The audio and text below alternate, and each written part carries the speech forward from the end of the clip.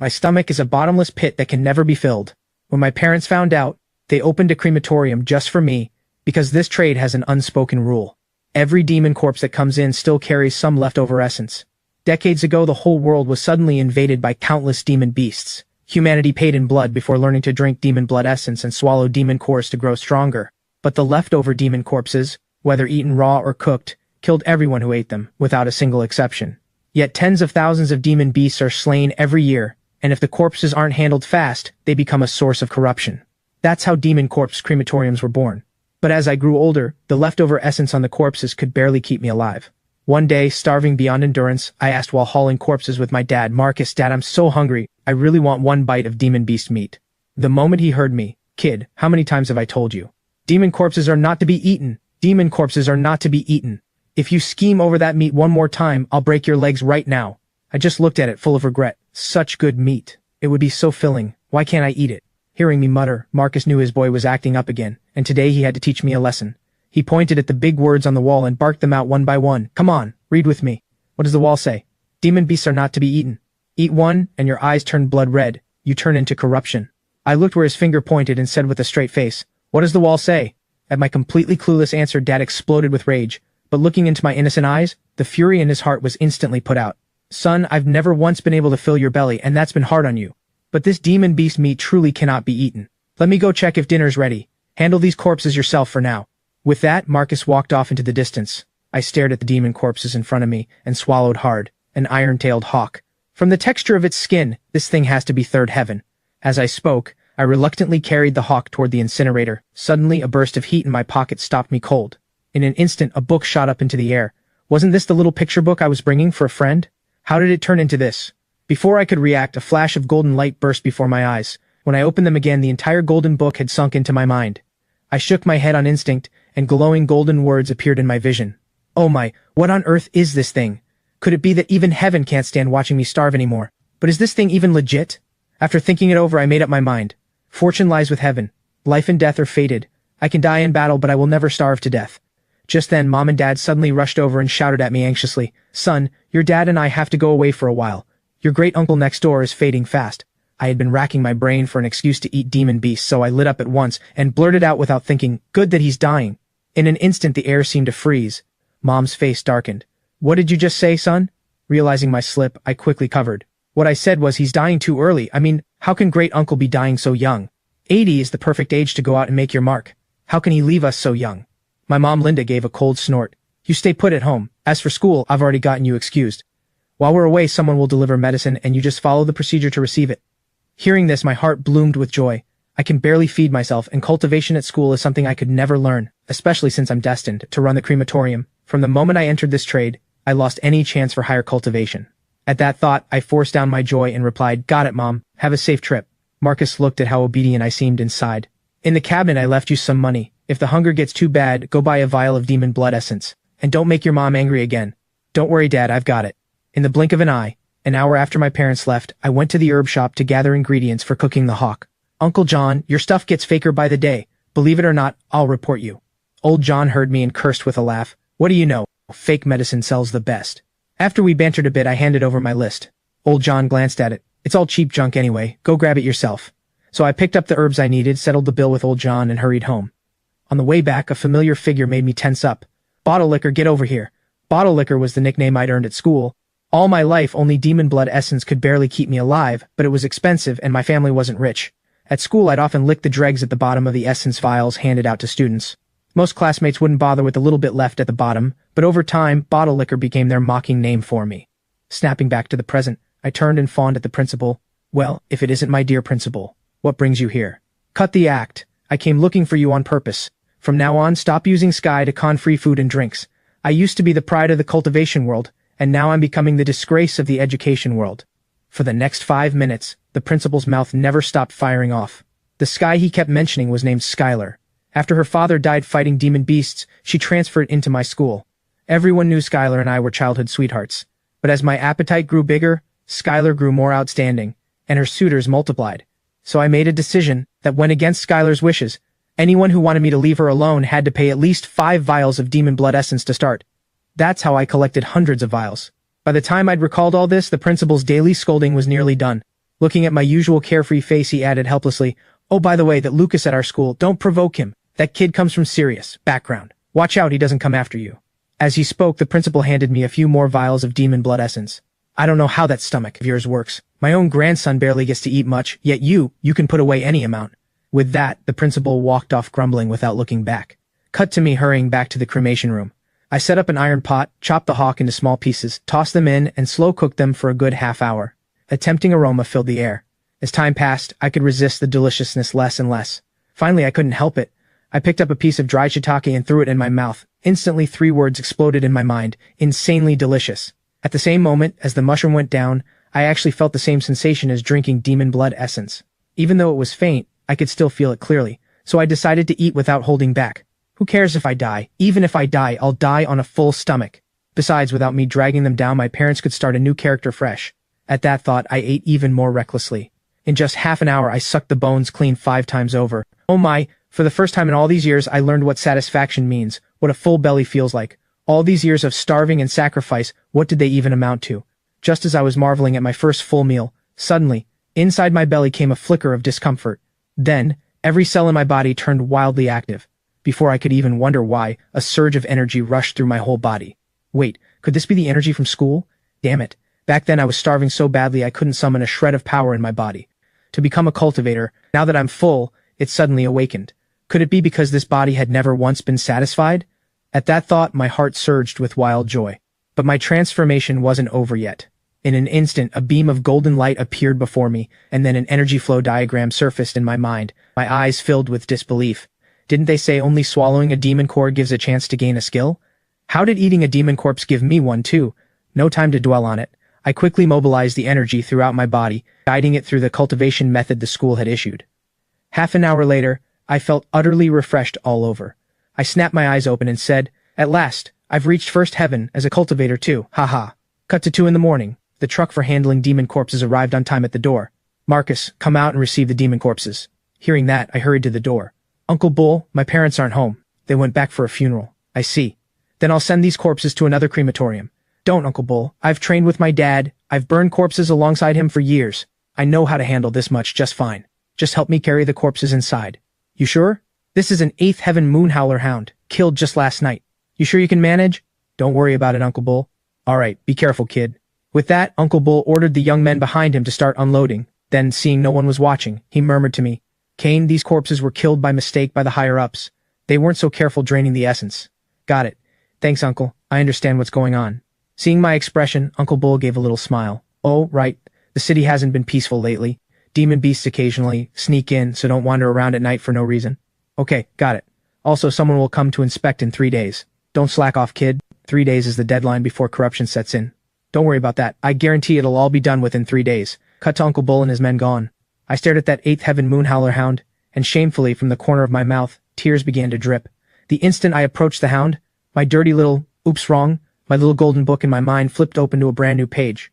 8th Heaven Moonhowler hound, the loin cut, mediocre meat, tough and bony, but eating it boosts your strength. The flavor is average. Add a touch of chili and make it into a base.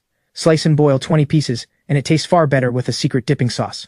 Secret dipping sauce recipe. Note: slightly boosts strength, mildly improves kidney function, and increases fullness.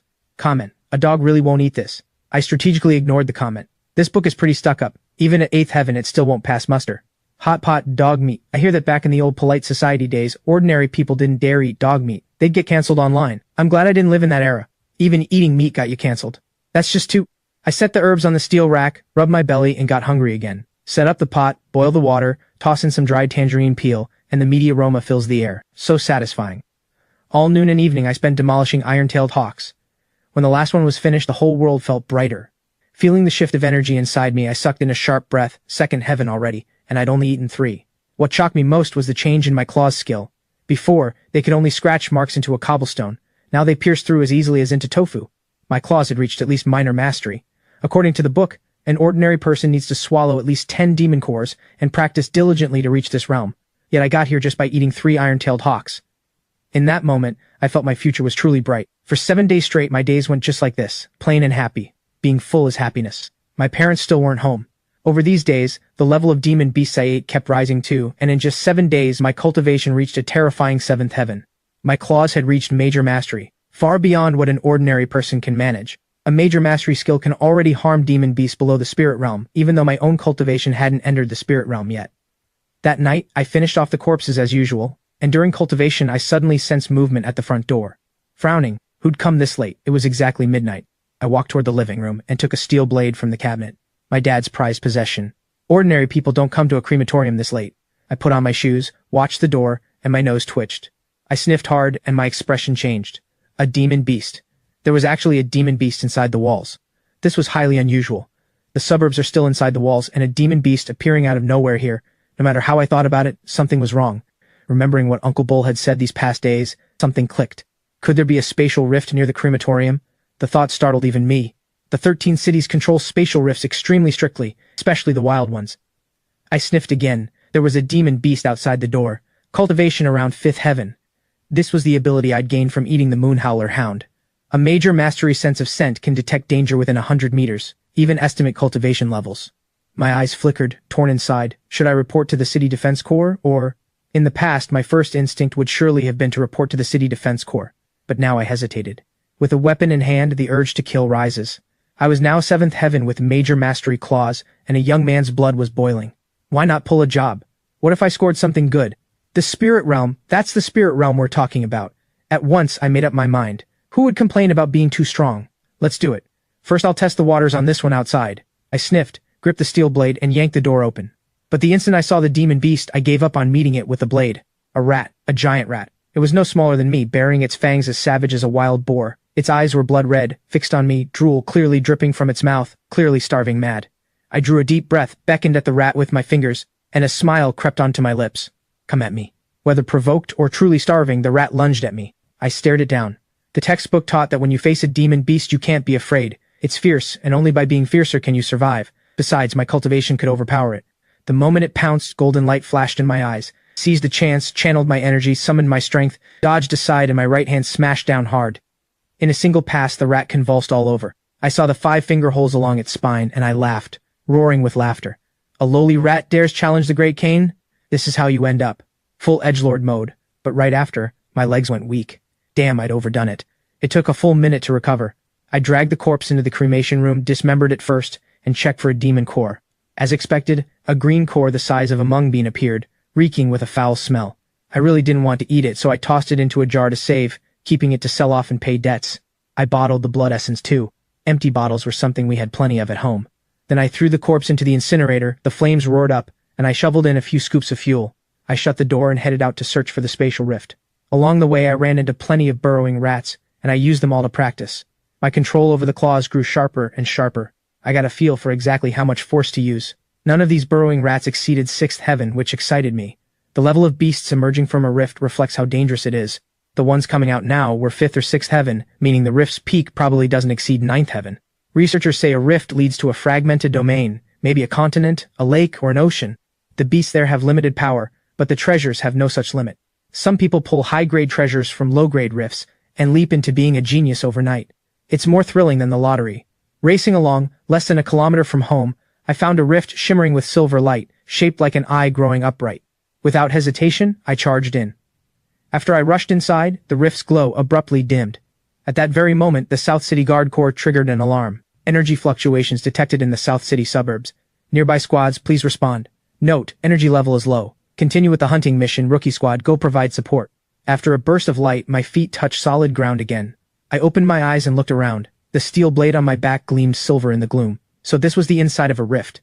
2 deep, dim paths split off to the left and right, identical in appearance, both thick with jungle. But I sensed danger within. I sniffed. On the left, at least a dozen burrowing rats above 5th heaven. On the right, fewer, 7 or 8 at about the same level. Which path to take was obvious. In that moment, I was endlessly grateful for the sense of scent the Moonhowler hound had given me, or I'd have no idea how to choose. I stepped onto the right-hand path. The moment I entered, 7 or 8 burrowing rats charged at me with red eyes. I wasn't fazed at all. Through all my training, I was no rookie anymore, and I knew how to fight. Claws. My palms became blades. I shifted my stance, dodged, and struck back. The burrowing rats couldn't last a single round. Within seconds, they all dropped, each with 5 finger holes in its head. I almost felt like I was bullying them. At 7th heaven with major mastery claws, I utterly crushed them. A major mastery skill should be standard for the spirit realm, yet I got there purely by eating. What's even more absurd is that I also have a major mastery sense of scent, letting me read the enemy first. This pack of burrowing rats couldn't even ambush me. Of course it felt like bullying. I bent down, then kept walking. After 20 minutes I finally came out of the path. The sight before me made me freeze and frown. It was a temple. I sniffed carefully, no danger. But what was this peaceful temple, bathed in Buddha light, doing here? Bong, a bell tolled, distant and hollow. From the temple gate stepped a young novice monk, smiling, dressed in lavish robes, walking toward me. This humble monk greets you, traveler. I pay my respects. The abbot invites you inside for a talk. It was my first time in a rift, and I had no idea what was going on. I'd thought I'd be fighting monsters and killing enemies. What was happening now? And I truly smelled no danger on this monk. Mirroring his manner, I probed. I just happened to pass by here. How did the abbot know I was coming? There is a spell formation around Thousand Buddha Mountain. The moment you stepped in, we knew. But demon beasts have been rampaging outside the gate. The mountain has been sealed for days, and we were powerless. Luckily, traveler, fortune favors the good-hearted, and you've passed through this peril. My heart tightened. That impressive? If Thousand Buddha Mountain is so powerful, why not clear out the demon beasts down the mountain? There was one more thing I didn't ask. If the formation is that strong, how could they still be trapped? At that point, I couldn't tell what kind of being this monk really was. We wish we could, but the formation is broken, and can barely hold the temple grounds for self-defense. Please, traveler, come in. I nodded. Since I was already here, there was no reason to chicken out. Whatever was going on, I had to go in. But the moment I stepped inside, my brow shot up. The stench of blood, why was it so thick here? It was faint, but to my major mastery scent, it was as plain as day. In the courtyard, a group of young men in monk robes sat on cushions chanting scripture, full of compassion for the world, very moving. But what bothered me deeply was that the blood smell came from them. Brother Ledge made a welcoming gesture and bared his white teeth. It nearly scared me to death. Outside the lighting had been dim, so I hadn't seen clearly. But just now, when Brother Ledge smiled, what did I see? A shred of meat, and the blood smell was very strong. I followed behind him, head lowered. Soon I was led to a meditation room. Brother Ledge said with a smile, "The abbot says, whoever comes is a guest. Especially in times like these, reaching Thousand Buddha Mountain is no small feat. Stay here first, traveler. When there's time, the abbot will receive you himself. By the way, traveler, you're from the mortal world, so you must enjoy meat. As it happens, a wild pheasant wandered into the temple last night and fell to its death. Let me make you some soup." I went on alert at once. Something was off about this place. A monk with a shred of meat at his lips. Breaking his vows was a minor matter. The real question was, where did the meat come from? Brother Ledge said it was all demon beasts outside. A thought flashed through my mind. They were eating demon beasts. Sitting cross-legged on the cushion, I forced myself to stay calm. Before long, Brother Ledge returned, carrying a bowl of fragrant meat, smiling warmly. "Eat it while it's hot, traveler. We monks can't eat meat. There's more in the pot. It's all yours, traveler. Thousand Buddha Mountain rarely gets guests." I stared at that bowl of meat, my heart pounding wildly.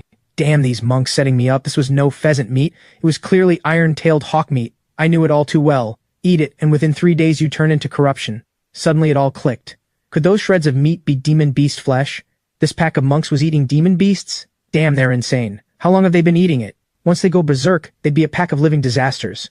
Brother Ledge watched me not moving and said softly, "Why don't you eat, traveler? Is it not to your taste?" His smile looked twisted to me now, but I didn't dare show it. I gave a small laugh. "It's not that it's not to my taste, it's just that your cooking method won't do." His face stiffened. "What do you mean, traveler, you don't want to eat?" The air turned suddenly cold. This guy was at least ninth heaven. I forced down my fear. "You're all monks. How would you know how to cook meat? Where's the kitchen? Let me show you a thing or two." I took the bowl of soup and walked out. He froze, and the dangerous aura slowly faded. "Oh, then I'd love to see your skills, traveler." In the kitchen, a pot of iron-tailed hawk was bubbling away. I cursed 800 times in my heart. They really were trying to get me killed. "Brother Ledge, this involves a secret recipe, so please step out." He smiled. "Of course." The door shut and I sneered, taking out my herbs to redo the pot. "Son of a gun, didn't see that coming, did you? I've got tricks." The aroma soon drifted out and I opened the door to probe. "Brother Ledge, want some too?" No, a monk can't eat meat. Please enjoy it yourself, traveler." So I didn't hold back. I started eating right there, starving. Right under his nose, I devoured it. Half an hour later, the entire hawk soup and bones was in my belly. When Brother Ledge walked me back, his face wore a satisfied smile. Early the next morning, I opened my door, and Brother Ledge stood there holding an iron-tailed hawk, beaming. "Traveler, what luck?" Another wild pheasant fell to its death at the temple. "Looks like you're in for a treat, traveler." My pupils contracted. An iron-tailed hawk falling to its death? Did he take me for blind? How lucky indeed. "Brother Ledge, then by the usual rule, I'll cook it myself."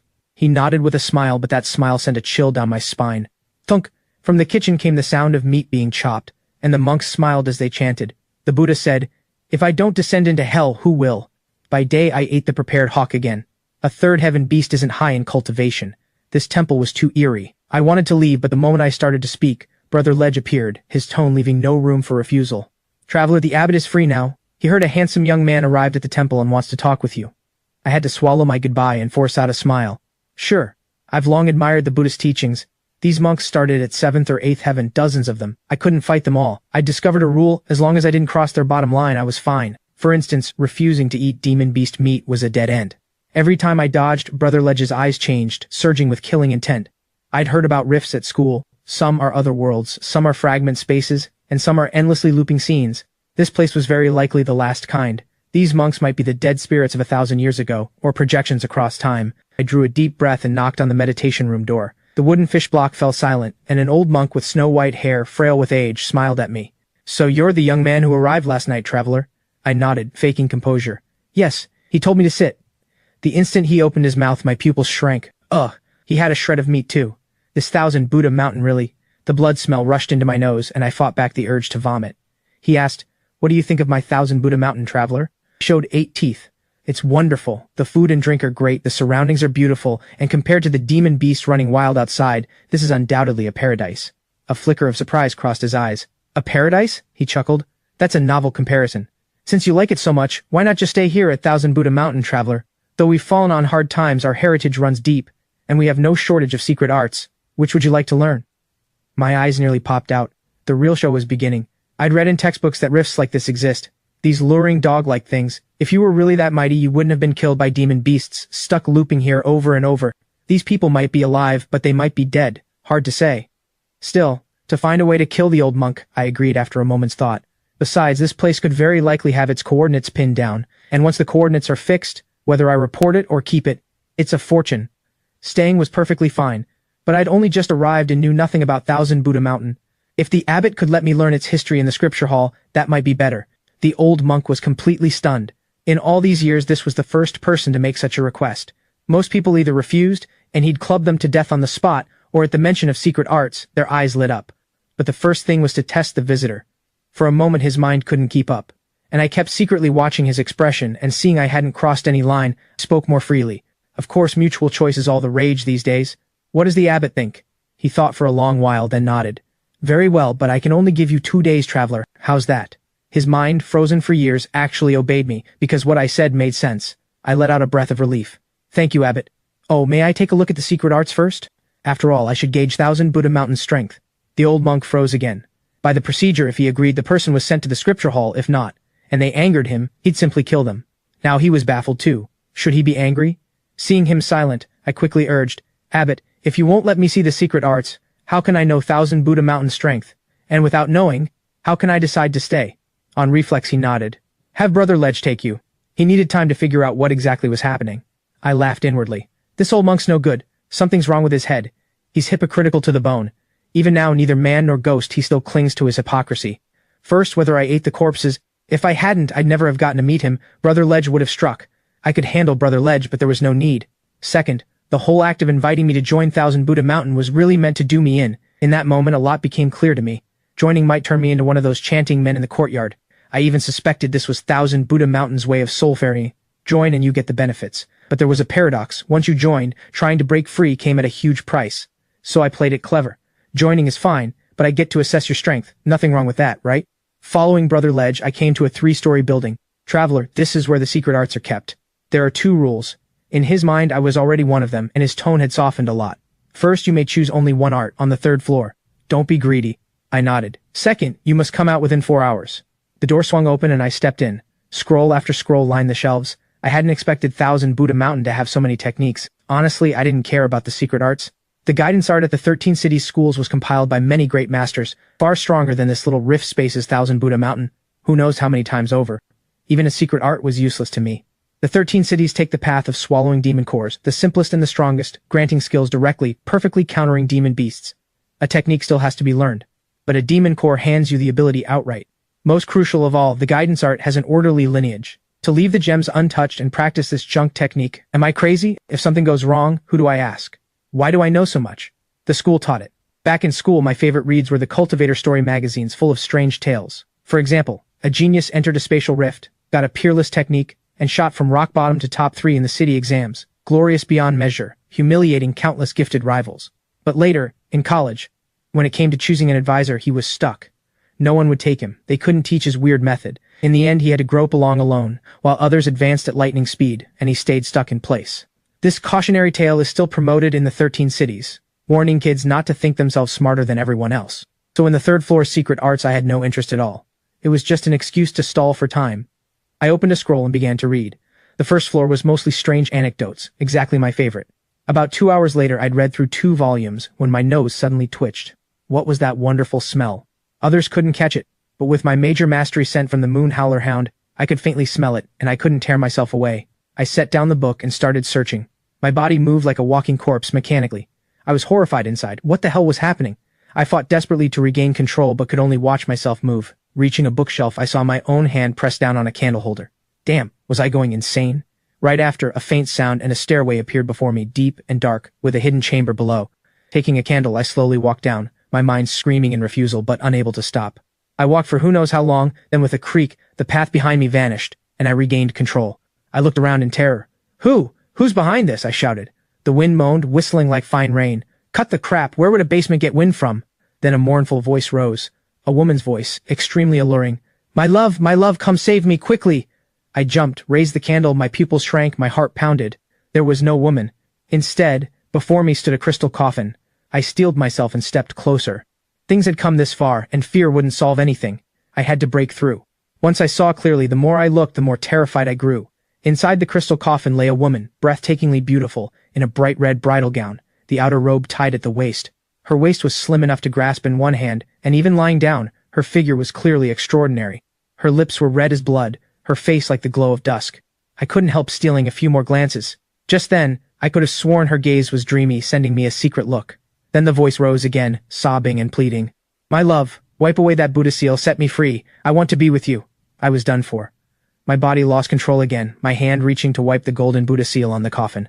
Stop it, stop it. I resisted with everything I had, not wanting to act. This was absolutely a thing of great evil. Anyone could see it.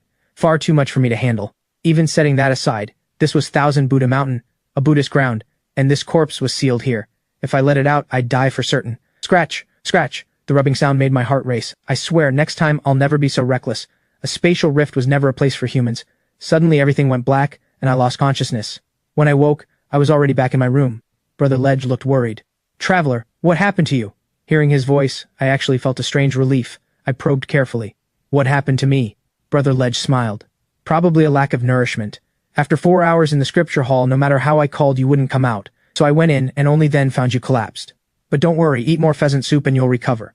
I cursed his pheasant inwardly. If I'd been an ordinary person, he'd have toyed me to death already. Pushing down my unease, I probed. Nothing else? Brother Ledge looked at me puzzled. What were you expecting, traveler? I said nothing and sniffed the soup. The smell was right, it was my own cooking, so it was safe to eat. I was indeed hungry, so I set aside my heavy thoughts and ate bite by bite, and the smile on Brother Ledge's face only grew. Perhaps because I'd collapsed, the old monk didn't seek me out again. Brother Ledge stopped mentioning the secret arts too, and just let me stay like this. Only each day Brother Ledge fed me more and more demon beasts. The second day was a 7th heaven iron-tailed hawk, pushing my claws straight to the perfection level. The third day was actually a 9th heaven hawk, granting me another skill, eagle eye, a support ability, the iron-tailed hawk's foolproof way of finding food. My cultivation climbed from 7th heaven all the way to 9th heaven. 3 hawks a day. It was hard not to improve, but my heart grew heavier and heavier. Because I was eating more and more hawks, I could plainly see a strange mood spreading through the whole temple. Restless. And even the way Brother Ledge looked at me had changed. At night, in my room, I honed my skills, sensing danger drawing near, and could only strengthen myself. Still, this rift's peak wouldn't exceed the spirit realm, which put me much at ease. At 9th heaven, worst case, I'd just fight my way out. In the old monk's room, the lamplight was dim, the candle flickering on and off, and a hoarse voice came through. He hasn't demonized yet. Brother Ledge knelt prostrate on the floor. Abbot, I watched with my own eyes as he ate the demon corpses, but for some reason he shows no sign of demonization at all. With a puff, the candle flame wavered. Impossible.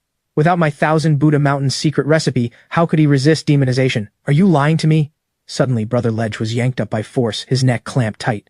Staring into those savage eyes, Brother Ledge cried out in despair.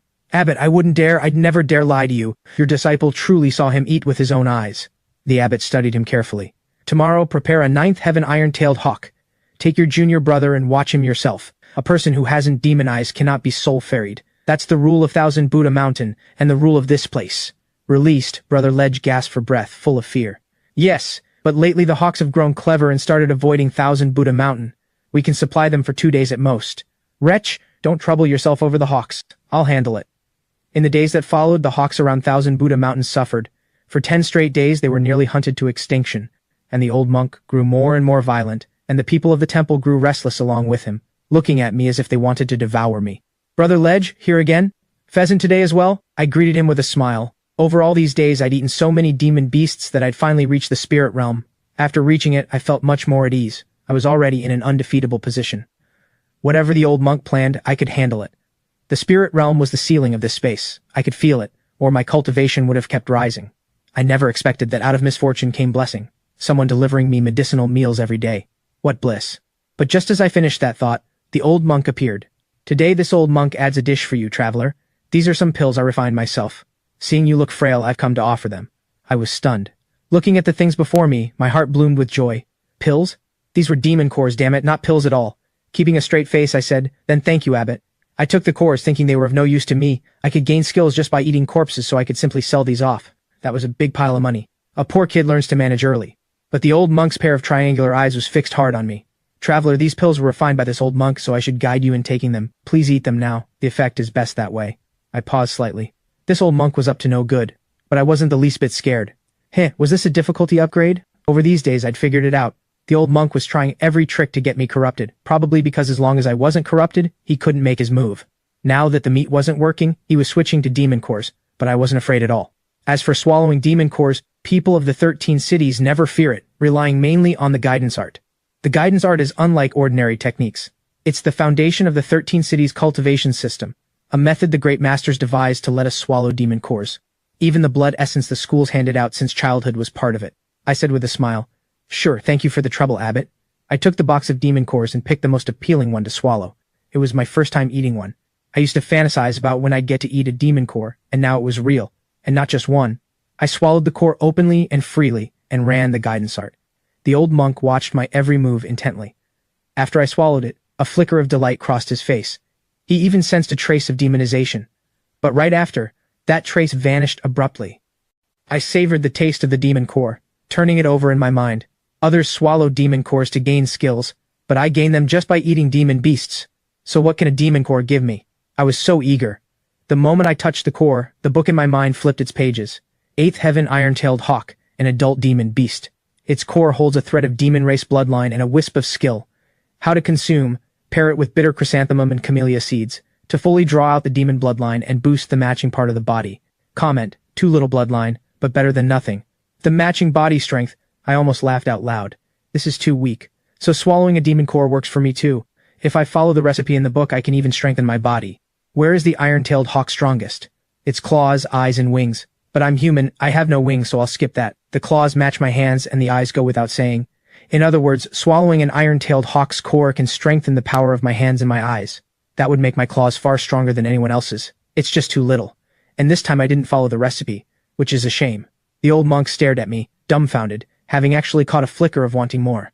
He grew furious. Traveler, something is off about you. The old monk decided he had to capture this freak no matter what. Yes, a freak. Eating so many demon corpses, then a demon core, with not a trace of demonization. Isn't that a freak? A flicker of excitement even rose in his heart. Could he study me? Could Thousand Buddha Mountain one day gain such a method too? Thousand Buddha Mountain had survived only by relying on a recipe to slow demonization, enduring to this day without starving. Looking at me, it was as if he'd spotted a treasure. The old monk was thrilled. But just as he made up his mind to strike, a warning suddenly flashed in his heart. He wasn't afraid. He grew even more excited, the warning only confirming his thoughts. That night, I felt I'd been here long enough. It was time to leave. But after all these days, I still hadn't figured out how to get out. The path up the mountain had vanished. Lying in bed, tossing and turning, I suddenly heard footsteps. Brother Ledge's voice rang out. Traveler, the abbot requests your presence. My heart sank. I'd had a feeling all day that the old monk's expression was off. Brother Ledge coming now was definitely not an invitation to dinner. My right hand twitched slightly. Feeling my Grandmaster grade claws, I felt a little steadier. A Spirit Realm Grandmaster grade skill, that was my confidence. Here we go. But the instant I opened the door, a staff came smashing down at my head. An ambush. My claws activated, and I caught the staff in one hand, not budging an inch. Brother Ledge was horrified. I looked at him with a smile. Brother Ledge, what's all this about? His face flushed red. Brothers, attack! The bald monk surged out at once, faces twisted, eyes wild, the stench of blood rushing at me, exactly like the corruption after eating demon corpses. Brother Ledge laughed wildly. Take him alive. The abbot rewards us, medicinal soup for everyone. Kill, kill, kill, they really took me for a pushover? I gave a cold snort. My figure flickered, my 10 fingers turning pale, and my claws struck. At spirit realm level I had more than enough to handle these little monks. In 30 seconds the war cries cut off abruptly. Brother Ledge went from roaring laughter to terror. Impossible, how can you be this strong? Funny enough, it's all thanks to you. Felt the blood drip from my nails and my lips curled up. Villains usually die from talking too much. With one strike I drove my hand into his skull, 5 holes streaming blood. Looking outside I said softly, Abbot, still not going to show yourself? Wretch! A roar came. Hands behind my back I calmly watched him approach and sneered. Anyone can curse. You don't dare strike me, do you? Otherwise why send them to their deaths? Their eyes weren't right, that was the price. The old monk's triangular eyes turned red, burning with rage. I laughed even more freely. I was right, you're at the spirit realm and so am I. Let's make a deal. Tell me the way out and I'll spare your life. He laughed.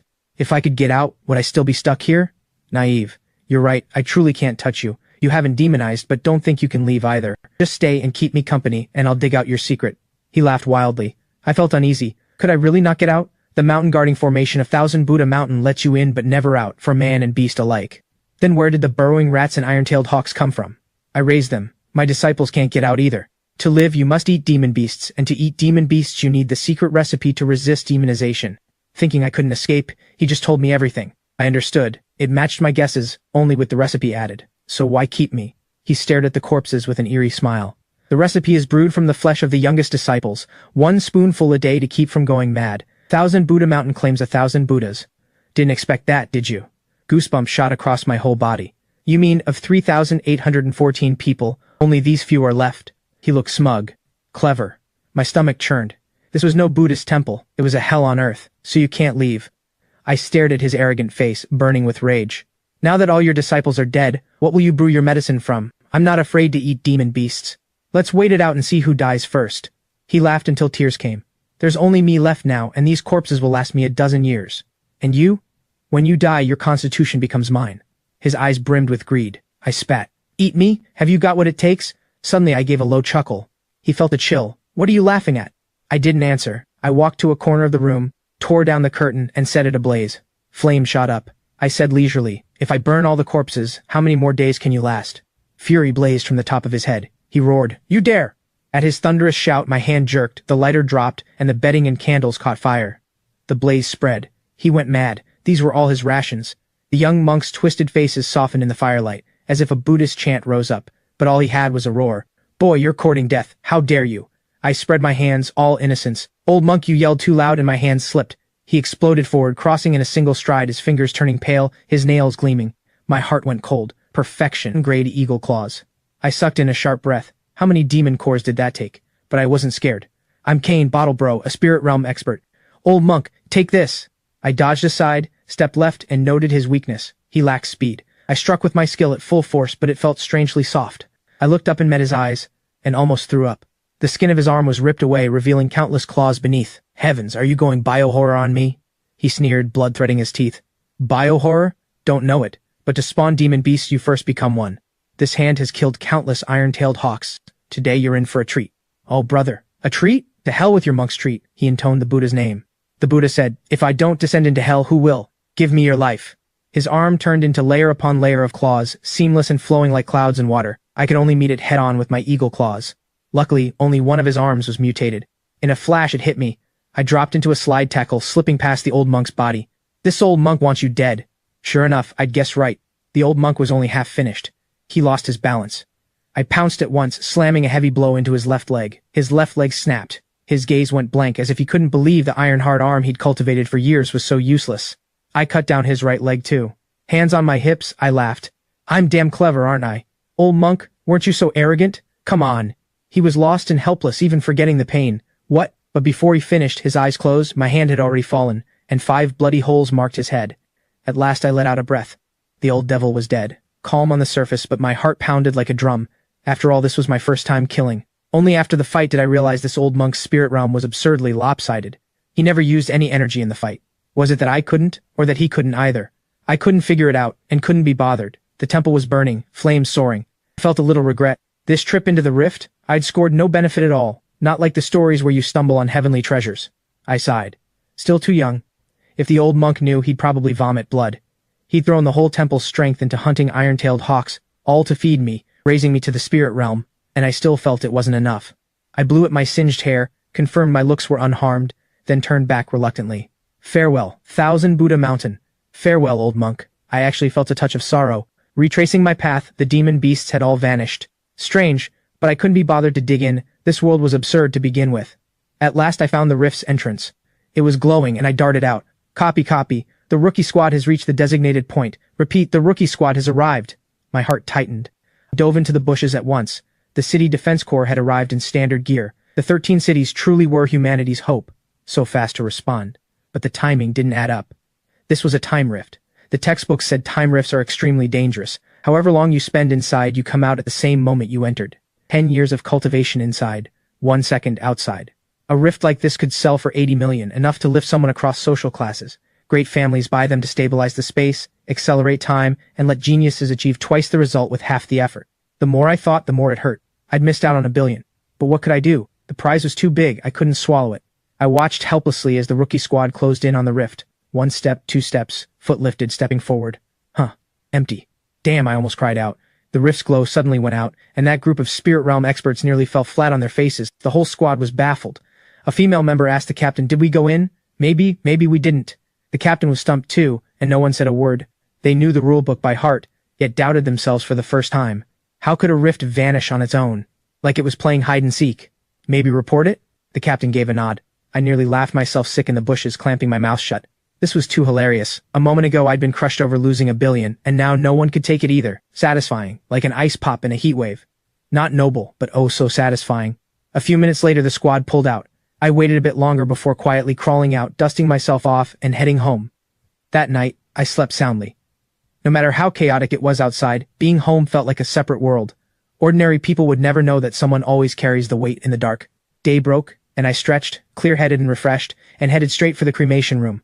There was still 8th Heaven Moon Howler hound meat left, perfect for breakfast. I set up the pot and heated the oil, and dug in. Rubbing my round belly, I was utterly content. This is what living feels like. Full at last. Bliss. But before I could marvel for long, I quickly cleaned up the pots, and put everything back as it was. My parents were coming home. The 1-week mark had arrived. Just as well, since I should head to school to make up my cultivation classes. Before, I couldn't follow them, so I'd sleep whenever I could. Now it was different. I can't afford a private tutor, but I've got nerve. From the headmaster to the cleaners, everyone knows me. Asking a few questions is nothing. While washing up, I frowned. When did this happen? Who did this to me? A red dot had appeared on my left wrist, about the size of a teardrop mole. I touched it. No pain, no itch. It wasn't there before. Was it a side effect of that book, or had I caught something?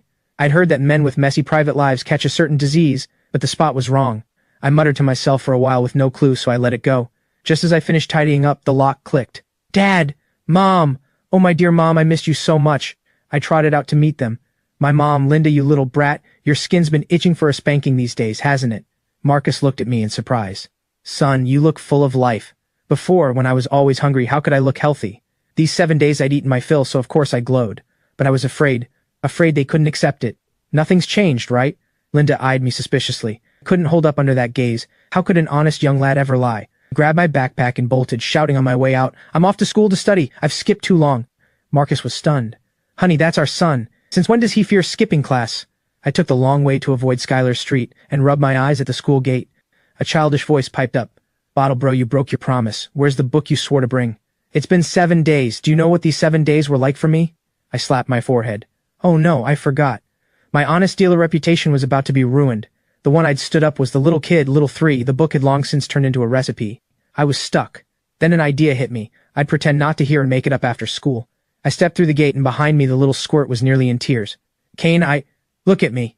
He bounced after me, but a guard stopped him. Kid, what are you here for? This isn't a place for you. He sniffled. Little 3, Milo, it's just a cultivator school, isn't it? What's so great about it? Sooner or later I'll get in too. The guard smiled apologetically. Little one, I believe in you. Milo rolled his eyes. Who are you? Like I need you to believe in me. Then a figure appeared. Whoa, Kane! The guard was dumbfounded. Hiding around the corner, I let out a long breath when someone suddenly tapped my shoulder. Kane, chased into school by a grade schooler, you really are something. My body stiffened. I grinned at once, baring 8 teeth. Sky, do you think I'm losing teeth again? My teeth have been hurting lately. She stood in the wind, dressed all in black training clothes, hair in a high ponytail, stunningly beautiful. Her left hand gripped a blade, its sheath made of demon beast hide. Dazzling. Shing! She drew a flash of cold light. Kane, wanna bet I'll cut you? It wasn't my first time using her to scam treasures. So quick as a flash I pinned her wrist, and laughed awkwardly. Sky, really, it's not my fault. That kid's too naive. If I don't show him how cruel the world is, how will he survive once he leaves school? She kept trying to draw the blade, but then was startled. Your grip is stronger than mine today. She wondered if she'd skipped a meal. Then aren't you afraid I'll lose hold of the hilt? Before I could answer, a savior arrived. A roar came from behind. Kane, let go of Sky's hand, get your filthy paws off her. I turned around and almost burst out laughing. I turned to Damien with a sweet smile. Damien, didn't your teachers teach you manners? He was livid. The mighty heir of the Lee family, scammed out of his treasures by me and beaten soundly by his sister on top of it, bottling up a week's worth of rage. He'd thought he'd win it back. The very next day. I was just a useless cripple who couldn't cultivate, and he'd even imagined me kneeling and begging. But the next day I took leave. 7 whole days. If not for his young master pride, he'd have come knocking to settle the score. But rules are rules, so he held back. Now first thing in the morning, seeing me holding the hand of the girl he loved, how could he hold back any longer? He roared. Kane, if you've got the guts, drop your little tricks and let's fight one-on-one. The students around us all gathered. Kane, the genius young master. This matchup was good for a 30-episode soap opera. The bigger the crowd, the smugger he got, the more witnesses, the better. Just as he thought victory was certain, a cool, clear female voice rang out. Damien, whose hand did you just call a filthy paw? Whoa, the onlookers erupted. Sky's losing her temper. The new young master must be an idiot. Everyone knows when Sky hits Bottle Bro it's for real, and her feelings are real too. Last time some thugs outside school bullied Bottle Bro, Sky beat them till they were spitting teeth. Probably almost at the spirit realm by now. The spirit realm? Damien flew into a rage. How is that fair?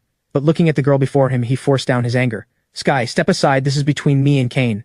Her eyes turned cold, and she yanked me behind her, drew her blade, and pointed it straight at Damien. Kane's business is my business. If you want your treasures back, keep dreaming. You were the gullible one. Who's to blame? He was thunderstruck, unable to believe the girl he loved would stand up for a cripple. Blood rushed to his head, and he screamed, how is this fair? Then he turned and ranted at me. Kane, are you even a man? Hiding behind a woman? What kind of man is that? I smiled. I didn't bother to dignify that. I waved a hand at Yellow. You explain it to the young master. He gulped down his wrap in a few bites, stepped forward and cupped his hands to the crowd. The crowd jeered, but he didn't care, and said smugly, Young Master Lee, you're an outsider, right? You don't know South City's rules. Damien blurted. What rules? Yellow drawled. Bottle Bro belongs to all of us, and we protect him. Today, don't bother telling me you're a young master. Don't bring up any big shots. In South City, laying a hand on Bottle Bro is not allowed. Touch a single hair on him, and I, Yellow, will lead the whole school to beat you. Believe it? With a roar, Damien was thrown into chaos. Over 100 people suddenly lined up behind Skylar, some holding weapons, some grabbing whatever hard objects they could, forming a wall between Damien and me. The sight sent Damien stumbling back, only one thought left in his mind. Impossible. What gives him the right? I asked around. He's just a useless cripple who can't cultivate. Why are you all helping him? And you, Skylar, what's wrong with me? You look down on me. All of you are blind. Yellow laughed so hard he could barely stand. Young Master Lee, who exactly did you ask for your information? Damien's eyes went wide. Are you all in on tricking me? I'm no fool, of course I get it now. Damien had paid students to dig up information, but if I, Kane, had always been protected, what could he possibly learn? Watching it all unfold, I felt both smug and moved, but I couldn't let it go on. I was still dazed, yet he knew it was time to wrap up. But the moment he stepped forward, a sinister voice rang out. Up at dawn and not doing morning drills, gathering here instead? Kane, get out here. Yellow was the first to bolt, the others all shouting, Sorry, Kane. They could block an enemy, but not one of their own. Grimface is here. Run. The youths who'd been at a standoff a second ago scattered in an instant. Before Damien could snap out of it, I grabbed Skylar's hand. What are you spacing out for? Let's bolt. In a blink, only Damien was left. Heh. Grimface glared at Damien. Speak, was it you and Kane who started this? I thought, good, yes it was him, but he couldn't. The mighty heir of the Lee family ratting to a teacher. How would he ever live it down? He kept his head down and said nothing. Grimface looked at Damien and oddly felt a flicker of admiration. Just name who did it, and I won't punish you. Damien stayed silent, which pleased him even more. Rioting in a crowd, 50 laps plus 100 sword swings. In the classroom, Skylar shook out her hand and complained, What's the point of running? Grimface knows it was you with one look. I shrugged. Getting caught red-handed and just being suspected aren't the same thing, are they? She rubbed her wrist and stared at me with suspicion. Kane, did your strength go up? I dodged the question. Maybe I just ate well. The blood essence I borrowed from you, I had my fill. She frowned. Really? She didn't buy it. Over at the nearby teaching building, his sister Diana Lee gave a slight bow. Headmaster, I leave Damien's education in your hands. The headmaster sighed. Diana, honestly, you're the one best suited to inherit the Lee family. Why insist on, some things just have to be done by someone, and I can't run from them. The headmaster was silent for a long while. Crushing him like this? Aren't you afraid he can't take it? Kane is a top-grade whetstone, but what if he grinds the boy to dust? Diana curled her lips into a smile. Then I'll just have another one. The headmaster was stunned speechless. All right, give it a try then. Meanwhile, Damien was running laps on the field. 50 laps, every step like cutting his own flesh. Slow down even a little, and Grimface's glass ball would smack his leg, painful and relentless. Word was he'd climbed to Dean of Discipline on this very trick. At the third-floor window, Yellow leaned in. Bottlebro, look. Young Master Lee got caught, and he didn't even rat us out. Skylar and I exchanged a glance, surprised. I thought I'd be dragged back to take the blame, but he'd shouldered it all alone. I gazed at him with narrowed eyes. Skylar said softly, looks like Damien is something of a man after all. The bell rang, and Mr. Stone arrived. Burly, a scar across his face, fierce-looking, no one dared skip his class. I sat bolt upright, listening intently. Skylar gave me a sidelong look. You're acting strange. Since we graduated grade school, this is the first time I've seen you pay attention. I waved her off. Don't bother me. Exasperated, she jabbed me hard with her pen tip. I yelped, and the whole class snickered. Mr. Stone's gaze swept over. Kane, answer this question. He automatically ignored Skylar. Could such a well-behaved girl get me in trouble? Clearly it was me causing trouble again. I was speechless and silently aching. Assumptions will be the death of you. I stared at the problem on the board, dizzy with frustration and instantly deflated. Fine. If I knew how to use energy, would I have fought the old monk on pure physique alone? I knew explaining was useless too. You could tell from everyone's faces. Mr. Stone, just come out and say it. How do you plan to punish me? Ha ha ha. Everyone roared with laughter, and even Mr. Stone's face twitched. This kid is too honest. Mr. Stone pointed to the back row. Got it at once and scurried over, same old routine, but this time I brought a notebook and pen. Mr. Stone went on with the lesson. He'd seen plenty of little interruptions like this. Listen up, everyone. This year is your period of rapid growth, and most of you will attempt to break into the spirit realm. Whether you can break through is your ticket into the major academies. Be serious. To fire up your spirits, I'll make an exception and explain how the spirit realm uses energy. With that, he wrote on the board, then looked at Skylar, his gaze encouraging. Everyone understood instantly. Skylar was about to break through. Some envious, some surprised, but no one found it odd. That's just how geniuses are. The use of energy is the spirit realm's most important weapon. A spirit realm cultivator who can't use energy is like a child holding a blade, scary but useless in a fight. Today we'll start with skill structure, how to channel energy while striking. Let's start with the Grey Ape Wolf's Windchaser Slash. Skylar listened, enthralled. She was digesting a Grey Ape Wolf core. Mr. Stone clearly knew it, and even those who couldn't follow got a glimpse of something new. Mr. Stone taught with passion, and Skylar filled several pages with notes. Just as it was wrapping up, I couldn't resist raising my hand, gazing eagerly at Mr. Stone. Teacher, I have a question. How do the iron-tailed hawk's claws work? The whole class turned around. Mr. Stone teased. Oh? Even Bottle has a studious day. That stuff is way beyond you. Better figure out how to stay out of trouble first. That was just how we got along, like treating a disabled person. The more you fussed over it, the worse they felt. A true friend pulls you into a soccer game and lets you play goalie, not treating you as crippled but not babying you either. So no one tiptoed around the fact that I couldn't cultivate. Everyone was at ease with it. The students chimed in. Yeah, Bottle Bro, better focus on how to fill your belly. The spirit realm's way out of your league. Hey, quit messing around, Bottle Bro, you're freaking us out. Haha, we agree to be the bottom of the class together, you can't betray the team. In the past I'd have fired back, but right now I had no time. I said irritably. Get lost, all of you. I'm having a serious discussion with Mr. Stone. What are you butting in for? That one word, serious, set the whole class howling. Yellow clutched his belly and pounded the desk, thumbs up. Kane, only you could do it, that line's too funny. I got worked up, these brats really looked down on me. Unable to cultivate for so long, how could I possibly feel good about it? Who doesn't want to prove them wrong once? But I knew talk was useless, better to let the facts speak. I decided to act. My right hand shot out, unleashing a Grandmaster grade strike at the back row blackboard. Boom! My 5 fingers swept across, a faint red glow flowing, and in an instant 5 deep holes were gouged into the board. The whole class fell silent, time seeming to freeze. Skylar covered her mouth, Yellow's eyes went wide, and Mr. Stone froze in place. That force a moment ago, that red energy, the spirit realm, he cried out inwardly. The moment I raised my hand, it clearly declared, I, Kane, have reached the spirit realm. Seeing everyone stunned, I curled my lips, clasped my hands behind my back, and swept my gaze across the room. The blackboard's too flimsy. Would any of you lend me your heads for practice? Full edgelord mode. Skylar's eyes brimmed with tears, and she stood up, thrilled. Kane, you can cultivate. Yellow and the others snapped too, and she rushed over like crazy and threw her arms around me. Oh my god, Bottle Bro, you can cultivate. The whole class exploded, forgetting they were in the middle of a lesson, and swarmed around me like maniacs. Holy cow, my Bottle Bro can cultivate. Heaven rewards the devoted. Bottle Bro can cultivate. They surrounded me, happier than if they'd broken through themselves. Hoisted into the air, I suddenly felt utterly let down. Weren't you all supposed to doubt me first, then question me, then get crushed by me one-on-one, and finally watch me return in a blaze of glory? All this enthusiasm now makes me uncomfortable. Someone, I don't know who, suddenly rushed into the hallway and bellowed, "Great news, Bottle Bro can cultivate, everyone come see!" In an instant the whole floor was in an uproar. Heads poking out of every classroom. Kane, Bottle Bro can cultivate. The place went wild, crowds packing outside the classroom watching me get tossed up and down, clicking their tongues in wonder. Even teachers were watching. I'd wanted to wipe away my old shame, but instead became everyone's source of amusement. Looking at all those faces gawking like I was a circus monkey, I silently covered my face, up and down, until Mr. Stone spoke. "What are you all staring at? Back to class, it's not over yet. Mr. Stone, is this how you run a class? Why is everyone crowding into our room?" The students panicked and snapped to attention in unison. Thud, and I was still up in the air.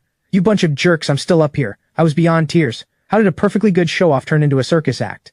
Skylar squeezed in to steady me, tears in her eyes. "Kane, you're cured? When did it happen?" Every eye fixed on me, and I steadied myself on her arm. I remember it was on a dark and windy night that I met an old man, and he said, "Young one, I see in you a genius unseen in ages." The whole room scoffed. "Yeah, right." Mr. Stone rapped the board. "Quiet, all of you. Other classes, get back to your rooms." The crowd dispersed, and I let out a breath. Mr. Stone looked at me. "Bottle, come with me. Everyone else, study hall. Anyone who talks gets drilled to death tomorrow." The class went dead quiet. I'd known he'd ask. This couldn't be hidden, and I wanted into the academy, wanted resources, wanted to cultivate out in the open. I had to live up to the name Bottle Bro. The walk was silent, then Mr. Stone suddenly smiled. "To the headmaster's office." He didn't believe I'd simply gotten better. "Knock, knock, knock. Come in." The white-haired headmaster was reading frontline reports. "Causing trouble again." He glared at me. I didn't flinch, just nodded for Mr. Stone to speak. He said, "Kane can cultivate now. He's at the spirit realm. It's beyond me, so you take a look." The headmaster shot to his feet, his chair scraping the floor with a sharp screech. "What?" Mr. Stone jerked his chin at me. "You tell him." I met the headmaster's burning gaze. "Last week I came to see you, drank the blood essence you gave me, slept on it, and was cured. So where did the essence come from? Anything special?" The headmaster's mouth fell open. "Just like that?" I spread my hands. "Just like that." I didn't dare tell the truth. That eating demon beast meat made me stronger. No one would believe it. But the unexplainable is more dangerous than being unable to cultivate. The headmaster pondered, then picked up the phone, his voice grave. "Hello. Where exactly did that demon blood essence you gave me come from?" On the other end was his son, a special forces operative. He was a little baffled to get the call. "Dad?" The headmaster hung up, then suddenly laughed and pointed at me. "You little punk, you really lucked out. That essence was something my son in a certain department got hold of, a gift to me, and I had no idea I'd passed it to you. They say it was a Beast King's blood essence. I only just found out myself. If I'd known it was a Beast King's essence, I'd never have parted with it." My eyes went wide. I'd made the whole thing up, and with a tongue that's tasted countless essences, that one hadn't seemed special at all. Mr. Stone was stunned too. "What? A Beast King's essence, and you handed it to this kid?" Like I said, I didn't know at the time. The headmaster was nonchalant. Who'd have guessed it was a Beast King's essence? And blame that son of mine for not being clear. He said it was for keeping my body in shape. The kid got lucky. He turned to Mr. Stone. "Stone, you did well bringing this to me. Now that we know what happened, go back to class. You said this kid punched 5 holes in the blackboard." I stared hard at him. "Headmaster, come on, a school this big and wealthy, you're going to nickel and dime me over that? Besides, I didn't do it on purpose. It's because no one believed me and they all mocked me." The headmaster scoffed. "Not believing you, I can believe. Mocking you, well, who doesn't know you, Bottle Bro? Or how do you think I earned my title as the disgrace of South City's education world?" I instantly wilted. There was no arguing with that. "Can't talk back when you owe them." I trailed quietly behind Mr. Stone, and only outside did I ask softly, "Mr. Stone, you wouldn't be that petty, would you?" Mr. Stone's lips curled. "That depends on how you perform, kid. Come on, to the training room. Let me see what this spirit realm of yours is really about. Is a Beast King's essence really that miraculous? A Beast King, a high-tier demon beast. Its essence would never reach the hands of an ordinary cultivator. Now someone had drunk it, and entered the spirit realm overnight." Mr. Stone couldn't help licking his lips. "Maybe I should round up the old crew and go hunt a Beast King too." He touched the scar at the corner of his eye. After we left, the smile vanished from the headmaster's face. He dialed a private line. "Hello, this is Mosley. Wang, I don't care what method you use. Lock down one of our students' files completely. Without level A clearance, no one can pull them. The other end, headmaster, come on, you're asking me to break the rules here. Don't you dare bring up rules with me." The headmaster roared. "Did you commit few enough mistakes back then? If I hadn't cleaned up your messes, would you be where you are today? And now you're putting on an act for me? Headmaster, I give up. Tell me, you call the shots on how to handle it. Worst case, I quit this post and go to the front lines." Only then did the headmaster smile. "That's more like it. Level A clearance, activated. The thing was, my grade school file had a problem. The physical exam read 4 words: spirit severed constitution. It bars any energy from entering the body, making cultivation impossible for life. But I remembered that people with the spirit-severed constitution have brilliant minds, and the entire guidance art system today was created by a person with the spirit-severed constitution. That person was a god. That was why the headmaster favored me. A moment later, the man called back, "Headmaster, it's done. If you ever make me do this again, I'll jump off a building." The headmaster hung up without a word. The student handles the son's business. The phone rang again. "Hello?" His son in a black uniform looked baffled. "Dad, what was that Beast King essence you mentioned on the phone?" The headmaster snapped at once. "Come back in person when you have time, and we'll talk." He hung up.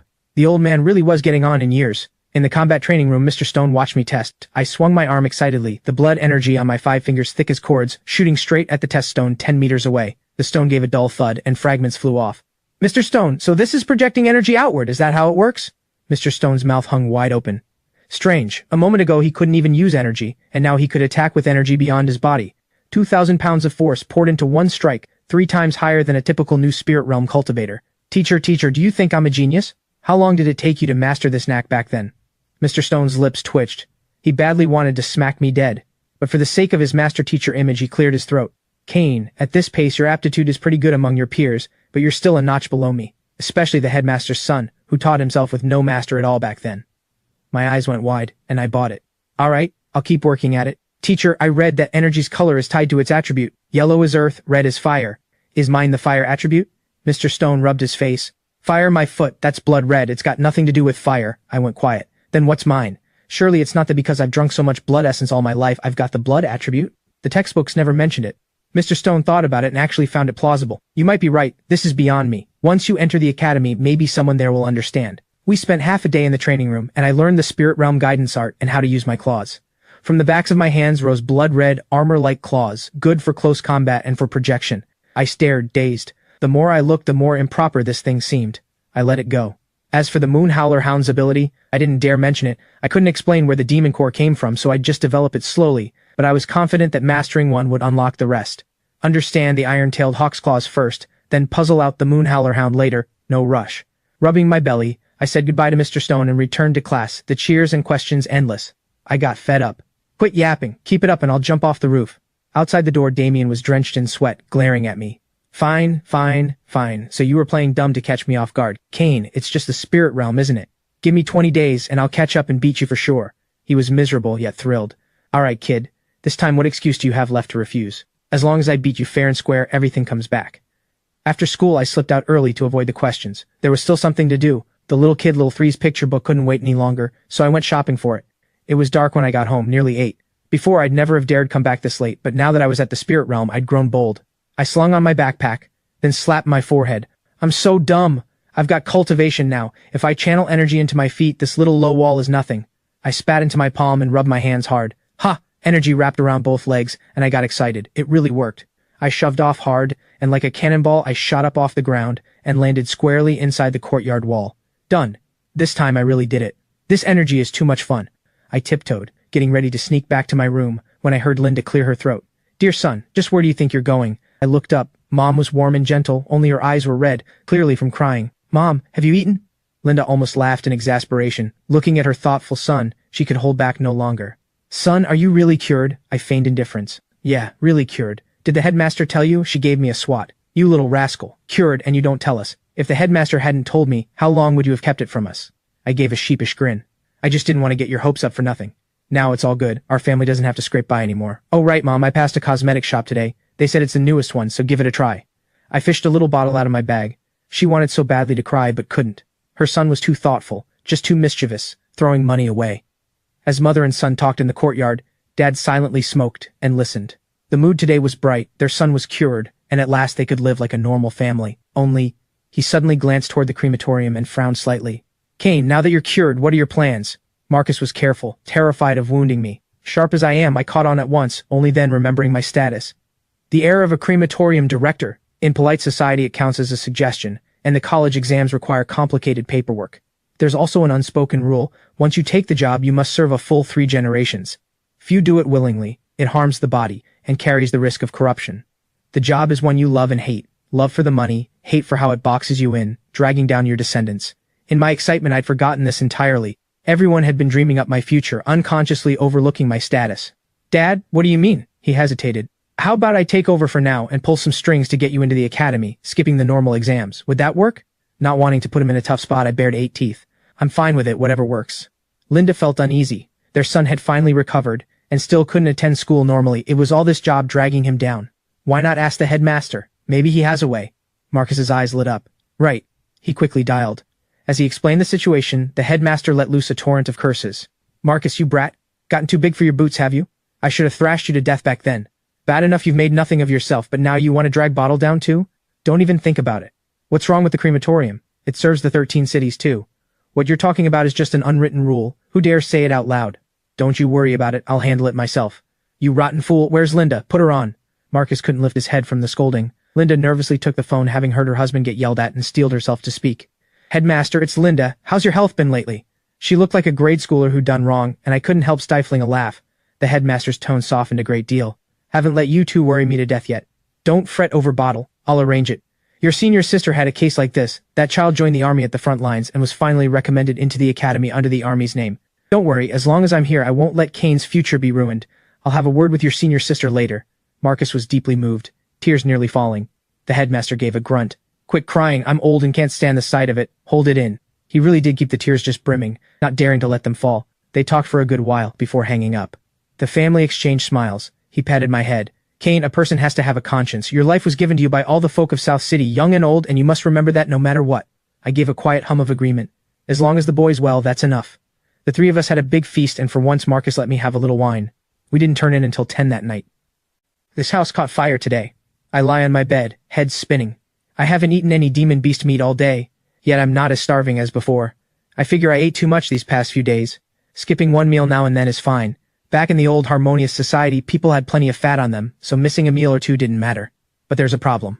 From now on, I need to find a secret base, and while working at home, I have to quietly skim off a few demon corpses. Otherwise, how do I fill my stomach? My thoughts wander all over the place, and I drift off, half asleep. In a haze, I seem to return to Thousand Buddha Mountain. The whole temple has collapsed. Only the scripture hall still stands. I move through the dream, and it feels so real. This dream even evolves on its own. Could it be that what fills your thoughts by day fills your dreams by night?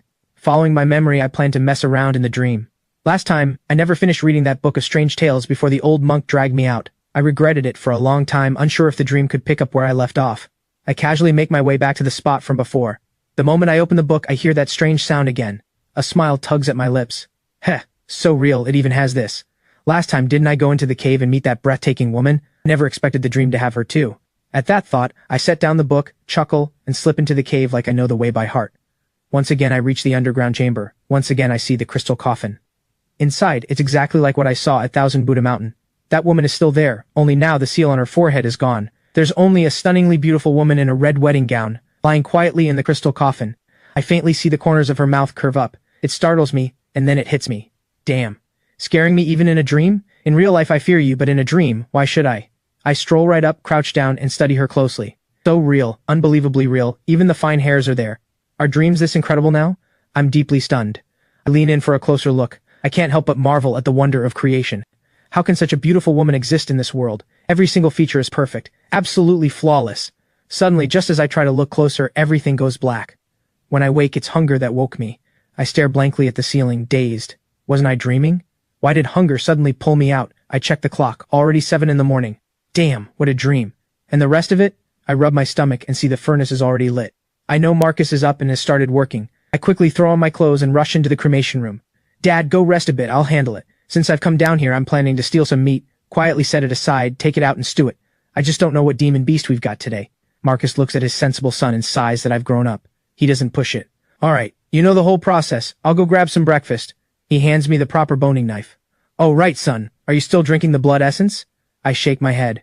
Not anymore, Dad. Don't worry, I'll drain it out. Once we collect a full bottle, we can sell it. Marcus bursts out laughing. True enough. With that, he walks out. I gaze at the corpse in front of me and search through it carefully, a little disappointed. Another iron-tailed hawk. These things are a bit too common. My stomach growls, I need to hurry. First I drain the blood essence, then, once I've made sure no one's around, I quickly skin and chop it.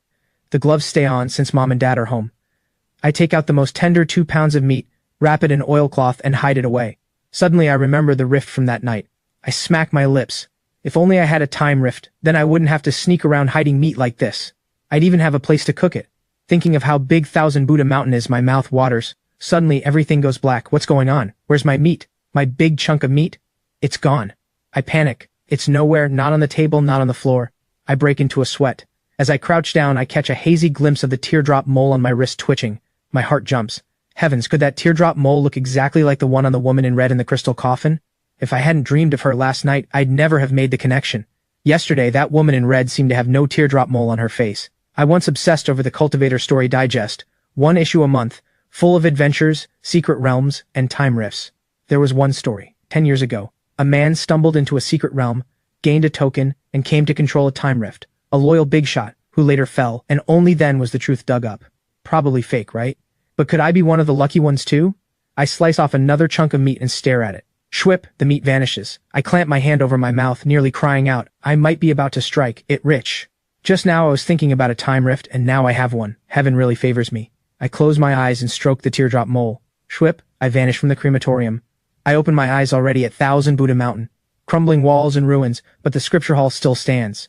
My heart aches so much I can't breathe. I slap myself twice. Serves you right, it really does. Had I known this would be my own property, why on earth did I burn it? Back then I torched the mountain just to enrage the old monk. It wasn't mine anyway, but now it is mine. As satisfying as it felt then, that's how painful it feels now. I want to cry but can't. Oh man, all those buildings were mine. Whew, I sigh. What I gain is my fortune, what I lose is my fate. Worst case, I just rebuild. Even that big shot developed as time rift bit by bit. The teardrop mole twitches and my heart twitches with it. Looking at the scripture hall, I feel an odd fear, because last night's dream was too real. Otherwise, I'd never have noticed the thing about the teardrop mole. Doesn't that mean yesterday I very likely wasn't dreaming at all? Oh right, what did that woman call me? Cain? Dear? What kind of weird title is that? I can't figure it out, so I decide it's better to stay away from the scripture hall for now. Anyway, all I need is a place to light a fire and cook. A person should be content, and never greedy. Then I turn and head toward the ruins. After searching a while, I find one intact room. I go into the kitchen and grab the pots, pans, and bowls and start building a stove, but I keep feeling like someone is watching me from behind. I turn around, and it's a Buddha statue. The whole mountain is gone, and it still dares to stare at me? My claws strike out, 5 lines of blood shooting straight at the statue, and it crashes to pieces. Now I feel better. Before long, a small stove is built. I toss in the iron-tailed hawk meat and start stewing. Thousand Buddha Mountain used to have demon beasts, so why don't I find any this time? The mountain isn't small, and I'm hungry, so I push down my doubts and focus on the stew. After a full meal, my whole body feels great, and my claws are stronger too. The power of my claws has grown again. A flick of the wrist, and the control is steadier. Now that I have this treasure spot, I've got to put it to use. And the demon corpses, how should I skim them off? I silently say, out, and I appear in the cremation room. I look up at the wall clock, 7:50. I remember going in at 7:30.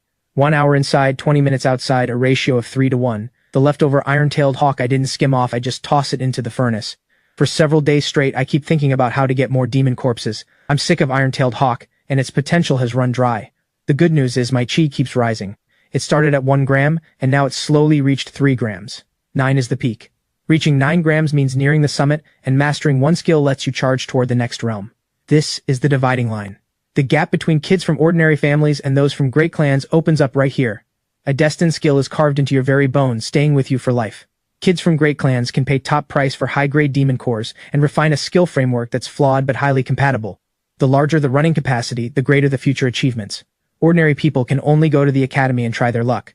The 13 cities forbid high schoolers from breaking through to the fusion realm. All the good demon cores get picked by the authorities first, only the leftovers reach the market. To get the good ones, you have to get into a good academy. But the academy doesn't hand things out for free. You have to contribute, or show real talent. There's no such thing as a free lunch. All this is knowledge I've crammed these past few days. Now I finally understand why the principal insisted I get into the academy. Outside, there are no resources, so even talent goes to waste. The best resources are at the academy. The military has them too, but it's far too hard to get in. I push aside the stray thoughts and start pondering this time rift. I'll call it the sky-devouring realm. A 3 to 1 ratio, with lots of room to work with. But then I scratch my head. I'm not an ordinary person. I don't grind my skills with time, I do it by eating.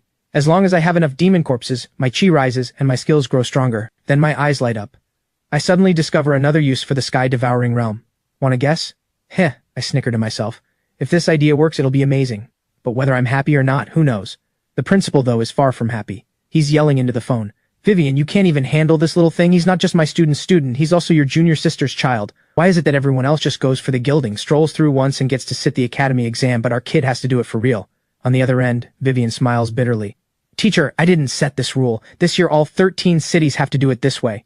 The senior sister's authority above her puts no light burden on Vivian's shoulders. The 13 cities belong to no one. They're everyone's home. Vivian sits behind her desk, military uniform crisp, long hair slightly curled, yet she has to rub her forehead to deal with her teacher's tantrum. Nonsense, you all just think I'm old now. Vivian, you know how I am. In all these years I've never asked you for anything, and now over this small thing you're all like this. Your teacher is hurt. The principal sighs and moans, and Vivian doesn't know whether to laugh or cry. Teacher, here you go again. I've got a headache too. Ordering the girl around with all that past kindness is hard to do. But that heartstring still gets plucked. Back then, how he swallowed his pride and shined shoes to trade for a demon core for Vivian, she has never forgotten. Her teacher never begs for himself, only bows his head for his students. That kindness, that weight, how could Vivian dodge it? Vivian grits her teeth, as if making a life-or-death decision. Teacher, there's actually another path, I can work it. He finally smiles. Tell me, my good student. Vivian runs her fingers over the file that just arrived, each word heavy. Have you heard of the Spark Trials? The Spark Trials? He nearly jumps up. Vivian, I've spoiled you for nothing. What rubbish are you talking? Is that something Cain can take part in? He'd be better off going to hunt demon beasts. Vivian smiles bitterly. The Spark Trials are cruel as a blade, geniuses from every major power slaughtering each other. Only those who survive become sparks. Cain wouldn't even count as cannon fodder. Teacher, you've got it wrong. As long as he makes the 13 cities top 16 and earns reserve spark qualification, he can sit the academy exam. Once the spot is in hand, I'll arrange for him to be eliminated right away. He takes his exam, and the others keep fighting. This is the best plan I can think of. Compared to charging onto a real battlefield, this path is far safer. Is it a tough ask? Vivian wants to laugh and wants to curse, but looking at her mentor, she can only nod. It's no trouble. He smiles. Good, this path is well chosen, I think it'll work. Teacher, since it's decided, then let Cain come. The selection is in the third domain. Time is tight, so I'll issue an official letter. You bring the boy over. He frowns. The third domain? That's where 10-star rifts have opened. It's the front line. Vivian nods. The higher-ups say a spark must be able to burn everything, so the front line suits best. She looks at Vivian intently. Vivian, your teacher has no other skills. I can only rely on you students. Vivian nods firmly. Don't worry, teacher. I'll arrange it all. This boy won't run into any trouble. Meanwhile, I'm buried in my notes, desperately catching up on the cultivation knowledge I missed. Mr. Bai is here. Cain, step out for a sec. The whole class turns to look. Bottle, you got in trouble again? I roll my eyes. Get lost. They burst out laughing, thinking I'm in hot water again, but the next day I don't show up for class. Marv frowns. What's up with Bottle? He didn't get beaten up, did he? Can't even walk now? Everyone wonders. Has Bottle quit cultivating? Skylar stands up and speaks calmly. Stop worrying about him, everyone. He has his own path to walk. He won't be back for a while. He told me to tell you all, train hard. See you at the academy. The room erupts. What? Bottle's not coming back? Sky, what's going on? What happened to Bottle? The kid with glasses shouts, everyone quiet down, let Sky talk. All eyes fix on her and she says calmly, Bottle's family runs a crematorium, you all know that. To get into the academy, he has to find another way. The whole room falls silent. Someone asks quietly, then, Sky, does that mean from now on we won't get to hang out with Bottle anymore? Skylar shoots the speaker a look. Didn't I say, see you at the academy? You all need to work hard. Cain's out there fighting for it, so we can't fall behind either. Cain said he'll definitely make it to the academy. He's waiting for you, so don't drop out of the race. Marv clicks his tongue. The dead last kid dares to mock us now? Right, Bottle's gotten cocky lately. He just stood up and already looks down on us. Just wait, whichever academy he goes to, we'll test into it too. I'm born with a kind of leader's charisma. I can get along with anyone. Fights or arguments, I can settle them all, so they indulge me. I sling my bag over my shoulder and follow behind the principal, waving back at my parents. Linda's eyes are a little teary. Teacher, there really won't be any danger, right? The principal kicks Marcus once, his voice turning stern. Danger. All you ever think about is danger. Where in this world is there a safe place? Cain has his own path to walk. Don't drag him down. Linda doesn't dare say another word. Only Marcus mutters, Teacher, what do you say that for, kicking me? The principal kicks him again. Your wife. If I don't kick you, who do I kick? I nearly laugh out loud. He shoots me a glare. He lowers his voice and warns, Kid, out there stay out of trouble. Out there isn't South City. Here you're a little tyrant, but there's always someone tougher, always a higher sky. Keep a low profile. Linda also clings to me, repeating her warnings. The principal smirks. Low profile? Without even cultivating, he made a name for himself in South City. Can he really stay low-key now? A cry splits the sky, and a 30-foot bird descends from above. Its beak is like a sword, the wind nearly forming a tornado. A man in black salutes. Hello.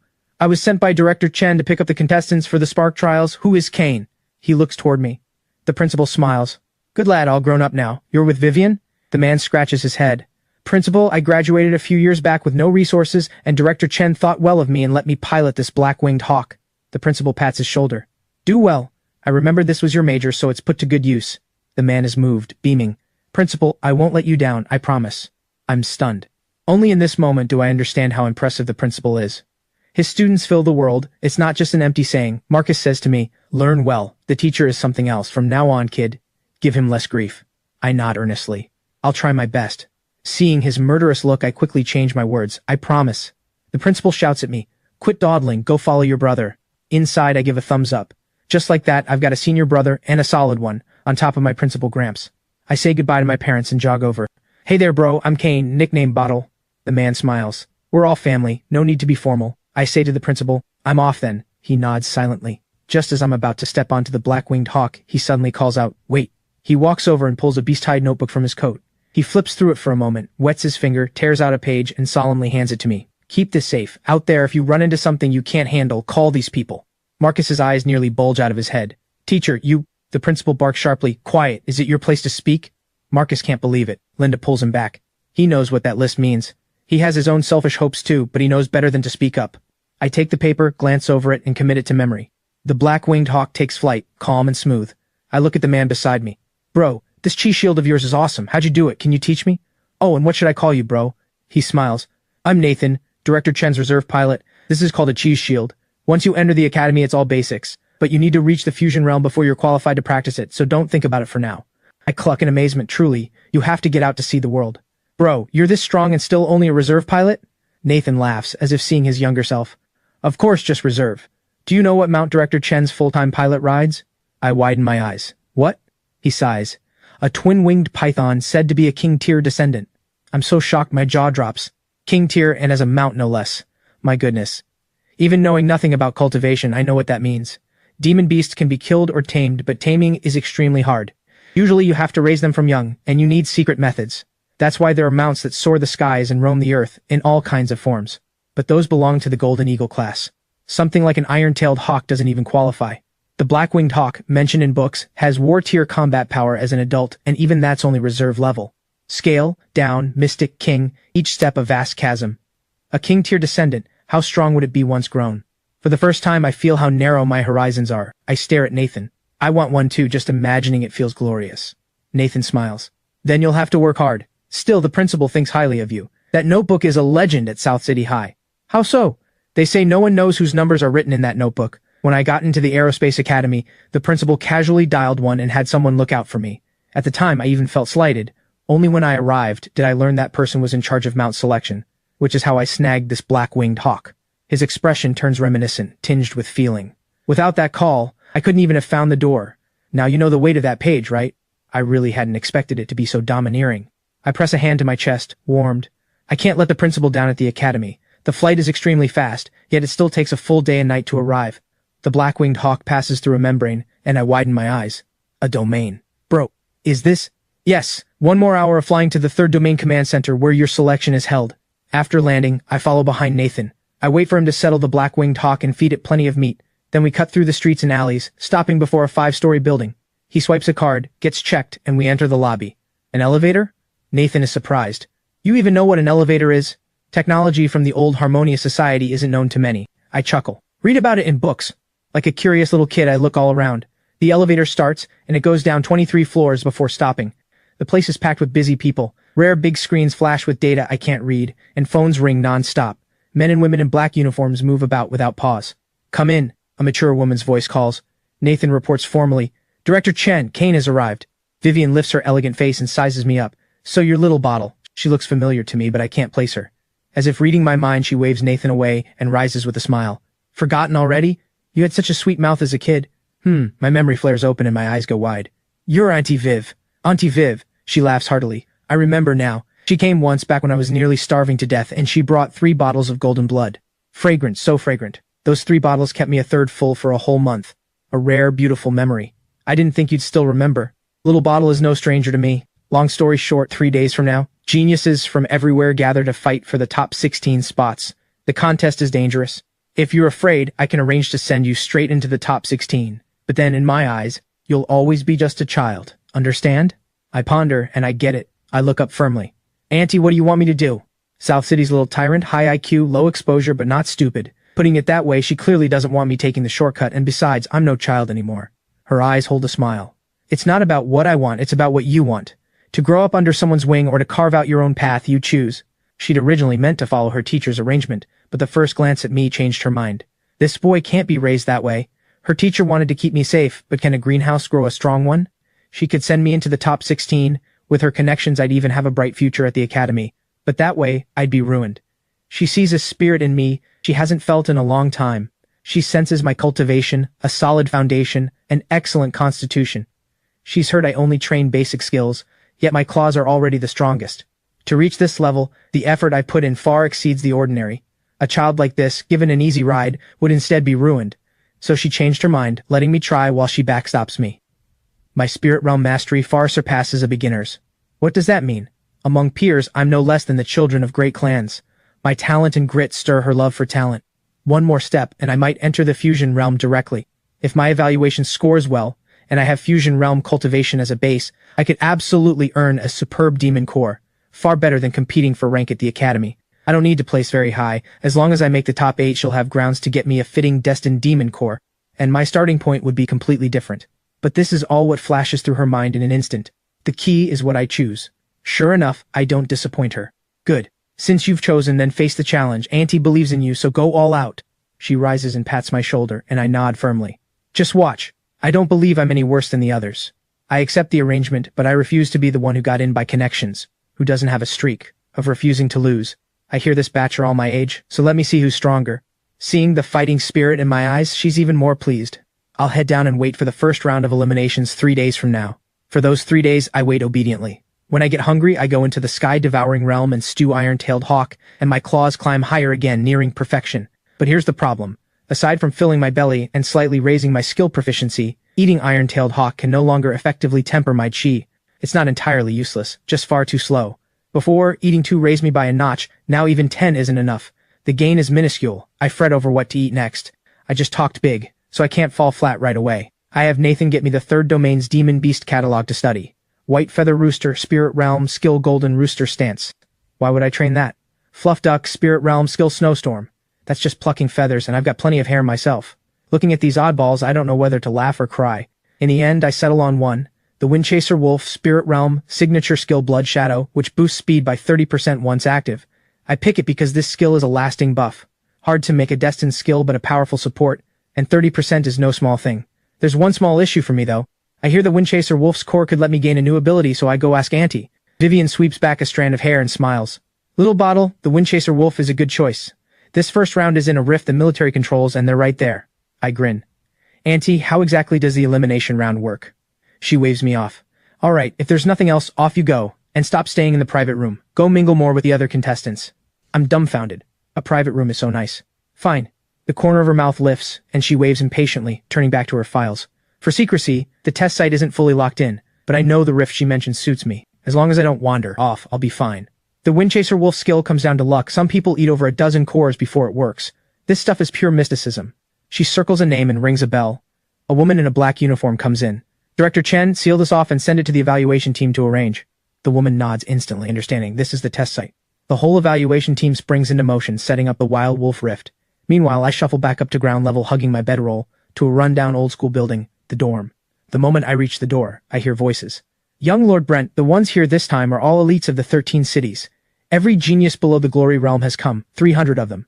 But young Lord Brent is Chongming City's #1 prodigy, so he's sure to sweep them all. I smirk.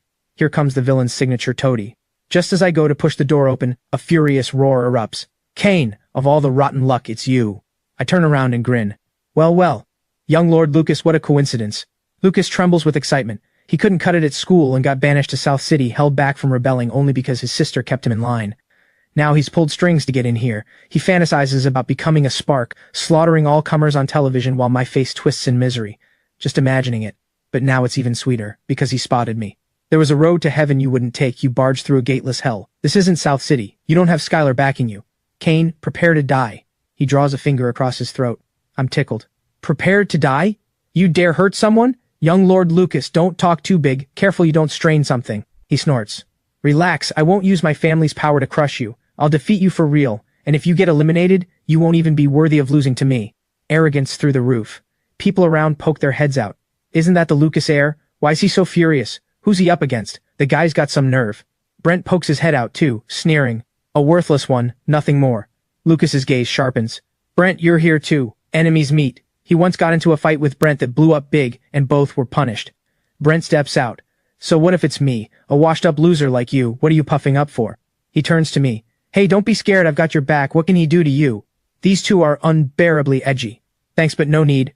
A nobody like Lucas doesn't bother me. Brent's face darkens. He'd meant to use me to needle Lucas, but I brushed it off and now he's annoyed, thinking I'm putting on airs. Young Lord Brent is a near-perfection martial master. You're being far too cocky. A stir runs through the crowd. At an age that relies on raw talent, near perfection is indeed impressive. But some aren't impressed. A short-haired girl turns and walks off, and a boy in white twists his lips and leaves too. The toady is overbearing. I think Brent has potential, but I can't force it, and not just anyone can slip in here. The little follower forces a smile. I've got a headache, this bunch can put on a show worse than me. Forget it, thanks for the goodwill. I'm here to compete, not to form cliques. Let's just keep the peace. I push the door open, and Brent reaches out to stop me. His eyes sharpen. Then he gives a faint smile, eager for a fight. No fight breaks out, but the cameras catch it all. Vivian watches. This kid has some ability, strong yet able to hold his temper, not bad. Character matters more than talent. She values me even more now. The old man chuckles. Vivian, who's caught your interest? Listen to you, who can tell yet? We'll have to see the performance. The old man neither agrees nor disagrees. That night Brent's followers keep probing me, but I'm thinking about how to catch Windchaser wolves without the proctors noticing. I laugh it off and Brent thinks I'm being difficult. Kane, talent doesn't explain everything. Resources matter too. I smile, much obliged. Seeing that nothing gets through to me, he grunts. A temper like yours will cost you sooner or later. The world is a cruel place. He's frustrated. One brush with me told him my cultivation isn't low, which is why he tried to recruit me. Great clans all know this game, but I didn't give him face because, well, I'm Kane. Right now there's nothing to eat. Sparks important? That thing has nothing to do with me. None of what Brent says appeals to me. The first elimination round begins. A crowd follows the black uniforms into the rift space. 1 day to kill demon beasts. The right ear is your proof scored by tier. No cheating. If you're caught, you're banned for life. 1 motorcycle per person. With that, they leave. The proud young elites are taken aback. This is way too sloppy. But I know that many places have cameras. My heart sinks. Cameras make it hard to operate, but whatever. There's always a way when you reach the mountain. I'm the first to charge into the wilds. The wild wolf rift thick with brush, with Windchaser wolves lurking inside. I leap onto the motorcycle and tear off, and the 300 scatter in an instant. 15 minutes later, I reach a patch of brush. My nose twitches. There's a dangerous scent inside. I hide the motorcycle, long blade in hand, and crouch down. A glint of sunlight, and I spot a camera. So that's why they were so relaxed. Everything is under surveillance. In the command room, Vivian and a group of people observe and record. Not bad, he can sense danger. Kane's rating rises. The profile updates, suspected to possess a scent-type skill. Even a tiny movement gets read. The old man nods in approval. The Spark trials are also a war of information. Vivian, you've got an eye for it. Vivian smiles. All thanks to your teaching. I'm in no rush to enter the brush. First, I count the cameras, 86 of them. This patch holds no more than 10 Windchaser wolves, yet they've installed 86 cameras. My mouth twitches. This is ridiculous. What a headache. How do I work with this many cameras? Killing, I'm confident about. Near perfection chi, perfection level claws, I'm not afraid of a swarm. But killing only to take the ears would be a terrible waste. I knit my brow, thinking, hesitating to move. Is it fear, or am I working out a plan? 10 minutes later, I have an idea. I grab a rock, jab it hard with my blade, and hurl it at the brush, channeling my chi, the technique of long-range claws. A howl rings out, and a Windchaser wolf bursts out. My eyes light up and I laugh out loud. Facing a wolf 10 feet long, I retreat like mad. I'm not luring it out to kill it slowly. I keep running, push the motorcycle upright, leap on, and twist the throttle, roaring deep into the brush. The Windchaser wolf is bewildered, and the command room is bewildered too. Death wish. I don't stop, instead I halt and taunt it, beckoning with a finger. The wolf lunges, and I deftly twist the throttle. It crashes into the brush and wakes another, and in a blink 2 of them give chase. I grin. I keep teasing them, a few more passes, and now a dozen wolves trail behind me. Now and then I use my Moon Howler Hound ability to sense the pack's positions, and repeat the trick. An hour later, more than 50 Windchaser wolves are behind me. Everyone is dumbstruck. What is this kid trying to do? Wait till he's out of fuel and dies waiting. He's insane. The recorder can't figure out what I'm doing. Director Chen sends someone. Call it off, he's going to get himself killed. The cameras have blind spots. Vivian knows the cameras outside the test zone are sparse, and if something really goes wrong, there'd be no saving him. She ponders a long while. Leave him be. Nathan, take the black-winged hawk and go check on him. Nathan sets off at once, a little anxious too. Don't really get yourself killed. I look at the 70 or 80 Windchaser wolves behind me, my face lit with excitement, practically drooling. There are basically no cameras now, so I grow bolder and start closing the gap. The fastest wolf is nearly on me. I look at it and grin. Come on, sweetie. I touch the red mole on my wrist. Schwip, and that wolf is gone. Incredible. The other wolves are stunned. Where did that big companion go? This is a spot I chose on purpose. The nearest camera is half a mile away, and isn't pointed this way, so I dare to make my move. Seizing the moment, I take the two stunned wolves and, schwip, they vanish too. Just like that, the first wave is cleanly gone. I pant, watching the dust roll up, and lightly lick my lips. It looks easy, but it's actually hard. I have to make contact to take them in. The sky-devouring realm isn't all-powerful. If I provoke something I can't handle, I'd never dare go in again. Still, no matter what, the meat stays in the pot. Once it's in the sky-devouring realm, it's already halfway into my pot. Eating it is only a matter of time. After I bag 6 in a row, I quickly right the motorcycle and keep moving. I can't stay in one spot, it's too dangerous and easy to get spotted. I have to go provoke another, then take it in. That's my plan. If I killed them one at a time, I'd always be under the cameras, and a few days would burn through them all. So to be productive, you have to take big risks, provoke a whole pack of Windchaser wolves. Who cares if a few go missing? After a full half day, the tank can still run 180 miles. I've only used 2/3. Now about 60 Windchaser wolves trail behind me. When it's about right, I drive out of the surveillance zone and bag 7 or 8. Nathan rushes over to check on me, and I spot his hawk too. The moment he arrives, I stop bagging wolves and fight for real, finishing the first one with a few blade strokes, cutting the ear, digging out the core, tossing the wolf meat, and riding off. Up above, Nathan is stunned, muttering to himself, you can play it like that? He sees it clearly, I'm dominant. For one thing, the wolves are nearly spent, their speed 40% slower than at full strength. This method looks dangerous, but the payoff is high. Riding the motorcycle costs me no stamina, while the wolves chase until they drop. When they collapse, I move into reap, and when the time's right, I flee. Round and round, it's practically unbeatable. Nathan is awestruck, but what about running low on fuel? I race toward the brush, stop the bike, and call out, "Hey, come on out, mind swapping bikes?" A trembling contestant crawls out on the verge of tears. "Boss, don't mess with me, get that pack away. I've been stirring up this area for ages, who could miss that rolling cloud of dust?" It's a case of the man flying out front, his soul chasing behind. Everyone steers clear of this lunatic. "I'm trying to pass the test too, why is it this hard?" I grin. "My bike can still go 12 miles. You take mine and head that way, I'll take yours and go this way so I won't bother you. How about it?" The contestant is about to cry. "Boss, with no bike, how do I compete? At near perfection, I can't move fast on foot." I smile. "If we don't swap, I won't leave. What'll you do?" His face flushes red. Pushed to the edge, he says, "I'll fight you first, then ride off. If you can run, so can I." But I show a mysterious smile. "Is that so?" A swing of my claws, and 5 streaks of blood cheese shoot out, crushing a wolf hidden in the brush that had been about to ambush him. Ugh. 10,000 alpacas stampede through his mind. He cries, "Boss, you could have just robbed me." True, with this kind of strength, robbing would be normal. Yet I bargained with him. How reasonable of me. I wave a hand. "No can do. We're all classmates. We may fight side by side someday." Robbing would be in poor taste. In the end, he gives in. The dust behind grows thicker. A huge wave is coming, and if he doesn't leave now, I can run, but he might not. Tearfully, he tosses me his keys and swaps bikes. "Boss, keep your word. I go left, you go right." I smile, satisfied. "No problem. I'll take that ear with you as compensation." With that, I ride off. Looking at the full tank, I feel reassured. No one else runs around recklessly like me, so fuel is no issue. That contestant fingers the ear he got for free and is oddly a little touched. On the Black-Winged Hawk, Nathan watches me and picks up his radio. "Director Chen, should I still tail him?" In the command room, Vivian, the old man and the recorder all fall silent. This kid is too much. With one move, I crushed a near 5-gram wolf and everyone saw it. With this kind of strength, why not just kill straightforwardly? Why all these antics? What's the point, the thrill? Vivian rubs her temples. Bring him back, let him court his own doom. For the first time, she can't read me. Inwardly, she curses, little rascal. The old man laughs. "Vivian, this is the very boy old Mo asked us to look after." She nods helplessly. "The teacher put in a word too." The old man laughs heartily. "Of course. He even said the boy was such a good kid. Only this performance—" Tisk tisk tisk. Vivian's face reddens slightly. She knows he's teasing her, but the boy's one of her own after all. As an elder, what can she do? Clean up the mess. Let's look at the other contestants. She changes the subject. The recorder quietly writes down outstanding strength, but the temperament, someone just writes, out of his mind. Damn it, what on earth are you after? Nathan is gone.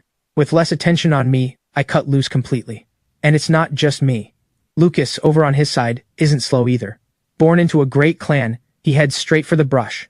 His first step is the same as mine, hook one wolf. But what comes next isn't as flashy as mine. His eyes gleam. "Wolf pup, you're going to help me rack up points." He draws his blade and charges, every move steady and powerful, true great clan form. Anyone watching would call him a fine prospect, a solid foundation. With his skills backing him up, he takes one down fast.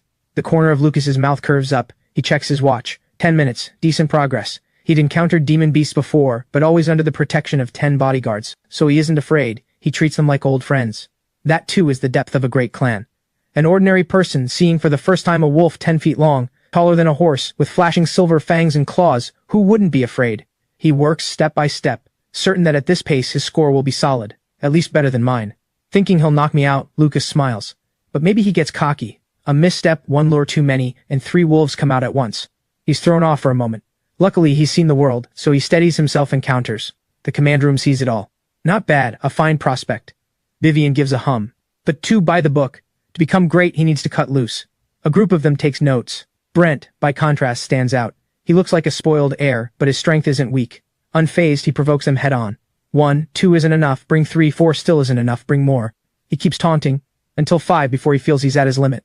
Brent's strength is decent, and he's bold too, but too impulsive. 5 is fine, but what about 6? Sure enough, it's called.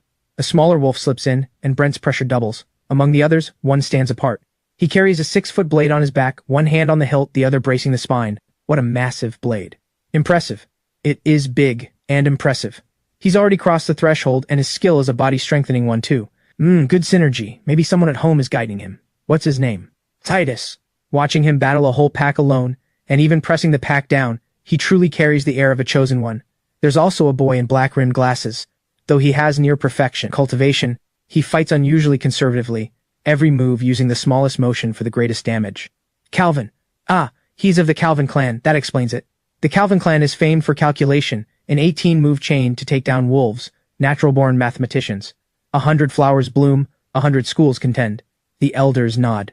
The overall strength is good, worth cultivating. If not for an oddball like me, the assessment would have ended perfectly. I tear through the wilds with a string of tagalongs trailing wolves, bears, and 3-legged golden fowl behind me. The procession grows larger and larger, and slowly it gets out of hand. I haven't stopped to restock in half an hour, and the Windchaser wolves keep getting faster, almost catching my motorcycle. The sky darkens, the headlight harsh, and I have no idea where I've ended up. Night suits my work better. Now and then I kill a few, bag a few. The leopard bears I don't dare touch. They feel like something I can't provoke, so I stick to wolves. With a near-perfection body, staying up all night feels like play. The others don't dare sleep, afraid of being eliminated. I wander around aimlessly, stirring up every demon beast there is. At dawn I duck into the sky-devouring realm to stew meat. Near 3-gram Windchaser wolf, lesser demon ear. The meat is on the tough side, little flesh and a lot of bone. The bones can be boiled into a broth that slightly raises chi density, and the meat slightly improves fullness. 80 grams of strong liquor, 200 grams of dried chili, 10 grams of bay leaves, simmer low and slow. Note: the Windchaser wolf holds a trace of wind insight, which may randomly be absorbed. Review: hard to swallow, but if you're starving you can have a taste. Still a sassy review, but much better than before. Even a dog won't eat it, has become hard to swallow. The food's improving. I heat the pan with oil, drop in the wolf meat, then the seasonings. Outside, the demon beasts are going mad. Wolves howling, tigers roaring, bears bellowing, all of them hunting for me. Led on a chase all day, they're bottling up their fury, every one of them wanting to eat me to vent. But the man has vanished, so how could they not go wild? Trees are knocked crooked as they rampage everywhere. The contestants are the ones who suffer. They'd meant to grind out a lead overnight, only to run into a riot. Fusion realm demon beasts appear, their terrifying aura making people tremble. They hide in the brush, not daring to move, not daring to kill, wailing inside. Their scores were already poor, and now they're truly finished. The command room is at a loss. Director Chen, where did that kid run off to? The demon beasts have gone berserk, and who knows how many cameras are wrecked. Vivian's face hardens.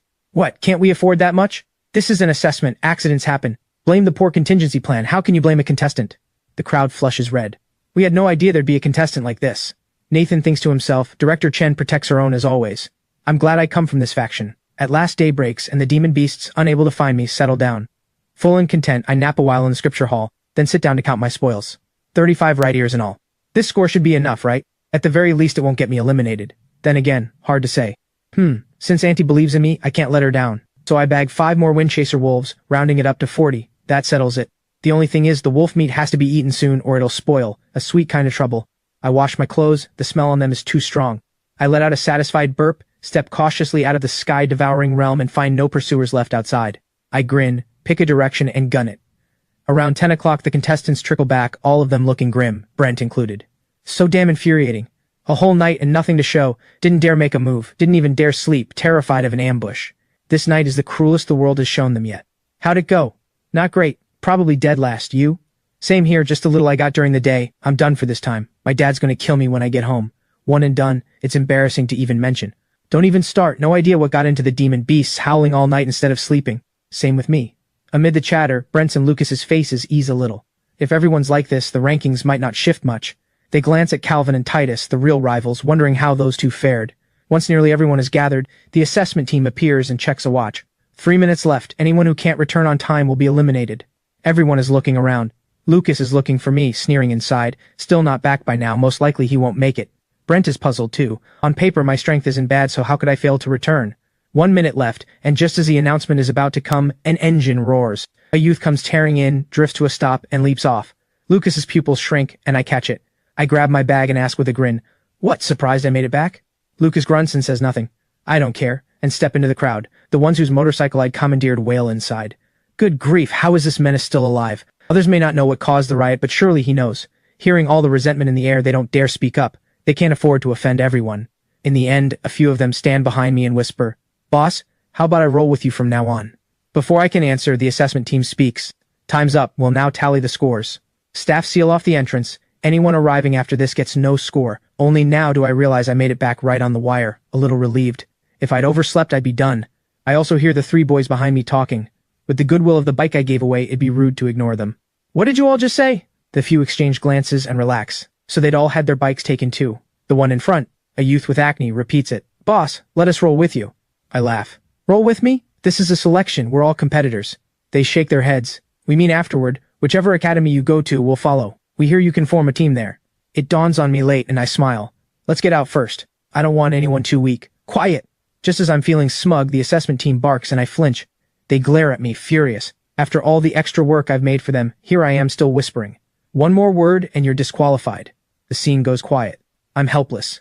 I seem to feel a wave of anger, but I didn't do anything. Just days ago they were all smiles toward me. This guy in front even used his meal card to get me food.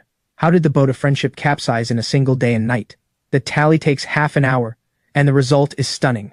The top spot isn't me, isn't Titus, isn't Calvin, and isn't Brent or Lucas, but someone no one paid any mind to, Silas, 53 years, first place. An uproar bursts out at once. Who's Silas? Never heard of him. Damn. The surname Shao? There's no such great clan in the 13 cities. The team ignores them and speaks only to a tall, lean, dark-skinned boy in the crowd. Congratulations, Silas. First place in round 1, 53 points. In an instant, many refused to accept it, Brent most of all. He'd been thrilled, certain he'd take first, only to fall this far behind. No one dares claim it was rigged. Impossible. When Silas steps forward, someone gasps. Damn. Turns out he's mute. The fact that he's mute instantly seizes everyone's curiosity, and even the examiner's mouth twitches up. This kid is far tougher than me. From the moment he entered the rift, he never stopped, killing demon beasts step by step, bravely striking even at night. Not only brave, but careful too. Others, afraid of being surrounded, played it safe. People of good background could afford a low ranking, safety first. If they don't get picked, they have a fallback. But for Silas, this is a rare chance. A commoner genius from our city taking first, I respect that. This guy is the king of grind. The chatter spreads. For someone this hard-working, such a result is fair enough. Next comes second place, Titus of the capital, 48 years. Third place, Calvin, 45. Brent's face grows darker and darker. He only has 38, already out of the top 3. Once I hear second and third, I stop paying attention. I know my 40 years will get me in, it's only a matter of where. That suits me fine, my showing isn't too prominent. I don't yet know I'm just behind the leaders. But I never expected 4th place. Well, that's a fine score. Brent's face goes darker still, and Lucas's too. He has 1 fewer than me, far behind. What surprises me is that the 3 guys behind me also made the top 16. Seeing my doubtful look, they sigh. "Boss, we're just a bit worse than you, but we're not actually trash." I didn't expect to be called out, and laugh sheepishly. "Stop calling me boss. I'm just an ordinary guy, call me Kane." The 3 don't know any better, and just call me Kane anyway. Brent and Lucas watch with green eyes. This bastard's recruited followers.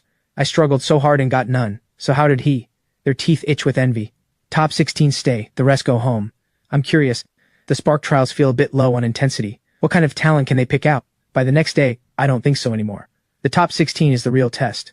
Per the strategy division's projection, tomorrow Beast Tide will strike the 3rd domain. You'll be split up and folded into the 13 cities army. That place is life or death. Anyone afraid can leave now, the staff says gravely. The 16 erupt. We're only spirit realm and we have to join a beast tide? Brent asks it aloud. The team is stern. Those are the rules. Stay if you want in, go back if you're afraid. Same line again. The rules, which no one can argue with. Make your choice now. Those who stay, step forward. The crowd hesitates. Silas strides out with Titus and the rest close behind. Of course I won't back down. What did I come here for? The team won't send us to die. No pressure. I step out without hesitation. The 3 tag-alongs, seeing their boss step out, naturally follow. Of the 16, 5 drop out. The team finally smiles. This is just the first gate, courage. Anyone who dares not face a beast tide, what right do they have to fight for the 13 cities? Good thing you all passed. This step is crucial. From here on, the 16 understand the contest's difficulty has risen, and the mental pressure climbs sharply. Good. Not bad. Since you're all staying, let's continue. The team knows your geniuses, your cultivation near the peak of the spirit realm. Just in case, we've prepared Fusion Realm Demon Cores for you.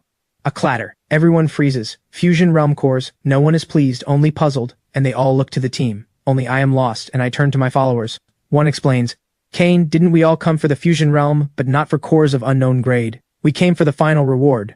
An ordinary demon core gives limited breakthroughs, and future growth takes enormous effort, so that first high-grade core is critical. Handing out one of unknown grade now, isn't that ruining us? Only now does it click. Of all these contestants, I'm the only self-taught one. Everyone else is prepared for ages. What I don't get is why the team is playing it so crooked. I know you have doubts, but between your future and your life, which matters more? The core is only Mystic Tier, but it's enough to bridge the gap. The first half I'll grant, but the second half, who cares? A Mystic Tier core? We came here for one word, King. But I don't care. Once I break through, I'll just eat more. I can make it up. Silas, though, tucks his away with care. It's a dream beyond his reach.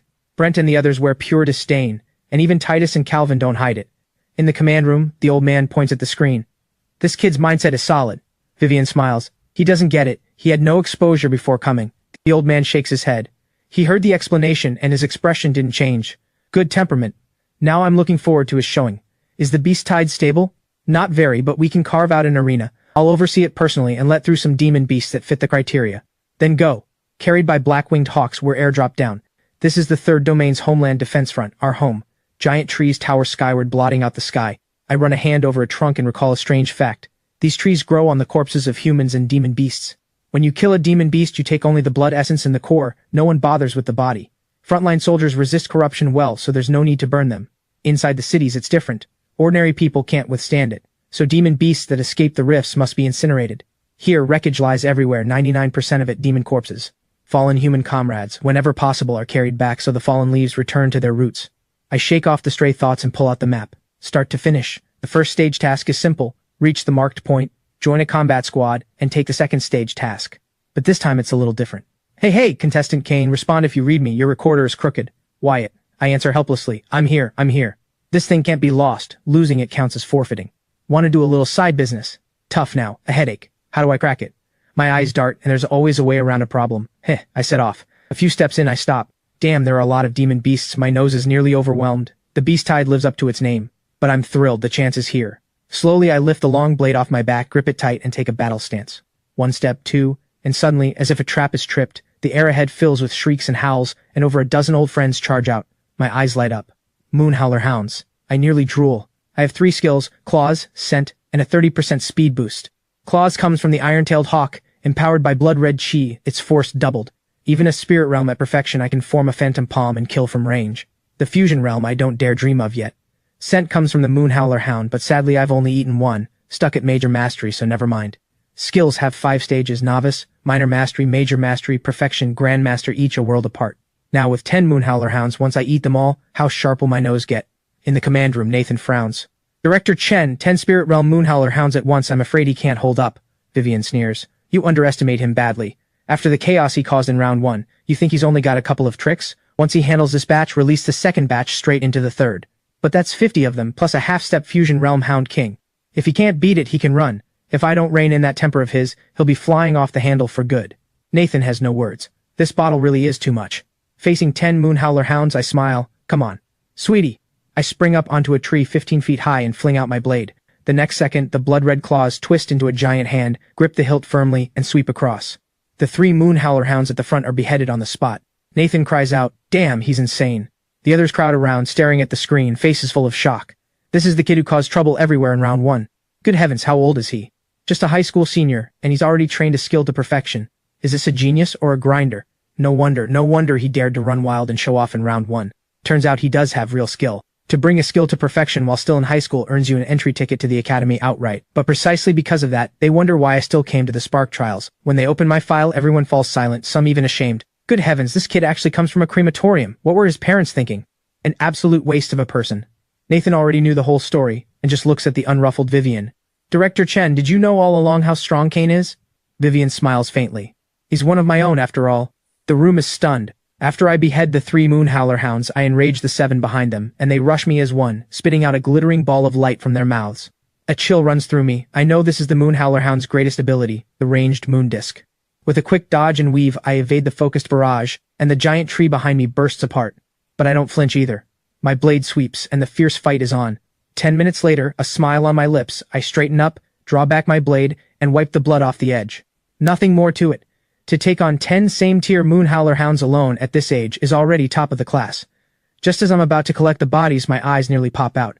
Damn, I've kicked the hornet's nest. 50 Moonhowler hounds charge at me. I can't spare a thought for the bodies. I bolt for my life. With no motorcycle now, on my legs alone, even at top speed I can barely stay ahead. The man flies out front, the hounds chasing behind, a sorry sight. This has the people in the command room bursting into laughter. I'm dying. This kid seemed invincible a second ago, and now he's a drowned rat. Let's see how he handles this. But he won't really get hurt, will he? Someone looks to Vivian, and Vivian too is curious just where Kane's limit lies. Keep a close watch. The rest of you back to your posts. Don't the other contestants need watching? Then she returns to her private room and makes a call. Hello, bro. There's something I need to tell you. I'm in real misery now. The nearest Moonhowler hound is under 15 feet away, and I can clearly feel its attacks graze past me. I'm crying inside that I can't take it. If I weren't lugging the camera, I'd really duck into the sky-devouring realm. I instinctively block the camera, and the nearest Moonhowler hound has already pounced sideways at me. I curse inside, damn, take it, and the instant we touch, I sweep the Moonhowler hound into the sky-devouring realm. But to my surprise, the Moonhowler hounds turn even more frenzied, chasing harder. They chase, I flee, and whenever I get a chance I take one in, with the occasional counter-kill. In the end, the Moonhowler hounds keep dropping in number, but I'm nearly spent too, having run dozens of miles on foot. If not for Chi strengthening my body, I'd have collapsed long ago. When only 6 or 7 are left, a Moonhowler hound with half-crimson eyes lets out a howl, and my heart jolts. I'd noticed long ago that this one is the leader. Feeling its aura, I know I can't fight it head-on. This is a Fusion Realm hound at the very least. I run even faster, not daring even to look back. After running for who knows how many hours, I suddenly find the Moonhowler hounds have stopped chasing. The half-step Fusion Realm Moonhowler hound shadows my every move, but it doesn't dare come closer. Its eyes lock fiercely on the direction, yet it won't take a single step forward. Seeing it give up the chase, I breathe a sigh of relief, run another 5 or 6 minutes, and only then climb a tree and let out a long breath. That cursed thing is really vicious. Its nose still sharp, impossible to shake. Yes, the Moonhowler hound's sense of smell is keen, and I can't escape it. I've heard there's a scent masking powder, but I don't have any. Who would equip me with that kind of thing? But when I look at the map, I frown slightly, staring at it in frustration. Where the hell is this? The landmarks stopped matching long ago, and I have no idea where I've ended up. But then a sky-shaking roar erupts, the sound wave setting my head buzzing. I instinctively curl up against the trunk, eyes fixed on the source. I'm stunned. 5 people in black uniforms, men of the military, a tiger emblem on their sleeves, are trading blows with a 30-foot behemoth. The 5 each hold a direction, forming an encirclement, all using ranged skills. I'm so awestruck my mouth won't close. Whoa, the Hurricane Beast's wind surge. Isn't that the Hurricane Beast's signature skill? Heavens, what's that? A flame arrow, the magma behemoth's specialty. The 5's techniques all come from the Cultivator Story Digest, handled with ease, their proficiency far from low. The crucial thing is, that behemoth is dodging too. A skill misses, hits the ground, and ignites. The Vanguard seals off the flames, which only burn brighter. I'm too frightened to move, gripping my wrist hard, ready to flee into the sky-devouring realm at any moment. The battle is at least half a mile from me, yet I can still feel the heat and the sound waves. A sharp light bursts in my eyes. This is what a cultivator is. Could this be the Fusion Realm? But the next second I decide I'm wrong. The behemoth goes berserk, unleashing a force that makes it impossible for me to stand. Absolutely not the Fusion Realm. The Fusion Realm couldn't be this monstrous.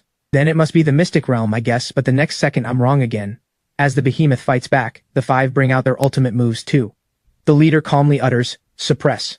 With a boom, even half a mile away, I feel myself enter a strange state. The feeling is hard to name. Submission, obedience, I can't tell them apart. Sweat streams down my forehead, my jaw clenched tight, grinding. A king's domain. I'm about to lose it. King Tyr, that's the heavens themselves. A King Tyr is someone an ordinary person never meets in a lifetime, and now one stands right here before me. If I weren't bent double, I'd be over the moon with excitement. And that man frowns slightly too, sweeping a glance my way, then turns back to focus on the behemoth, and the pressure on me drops sharply.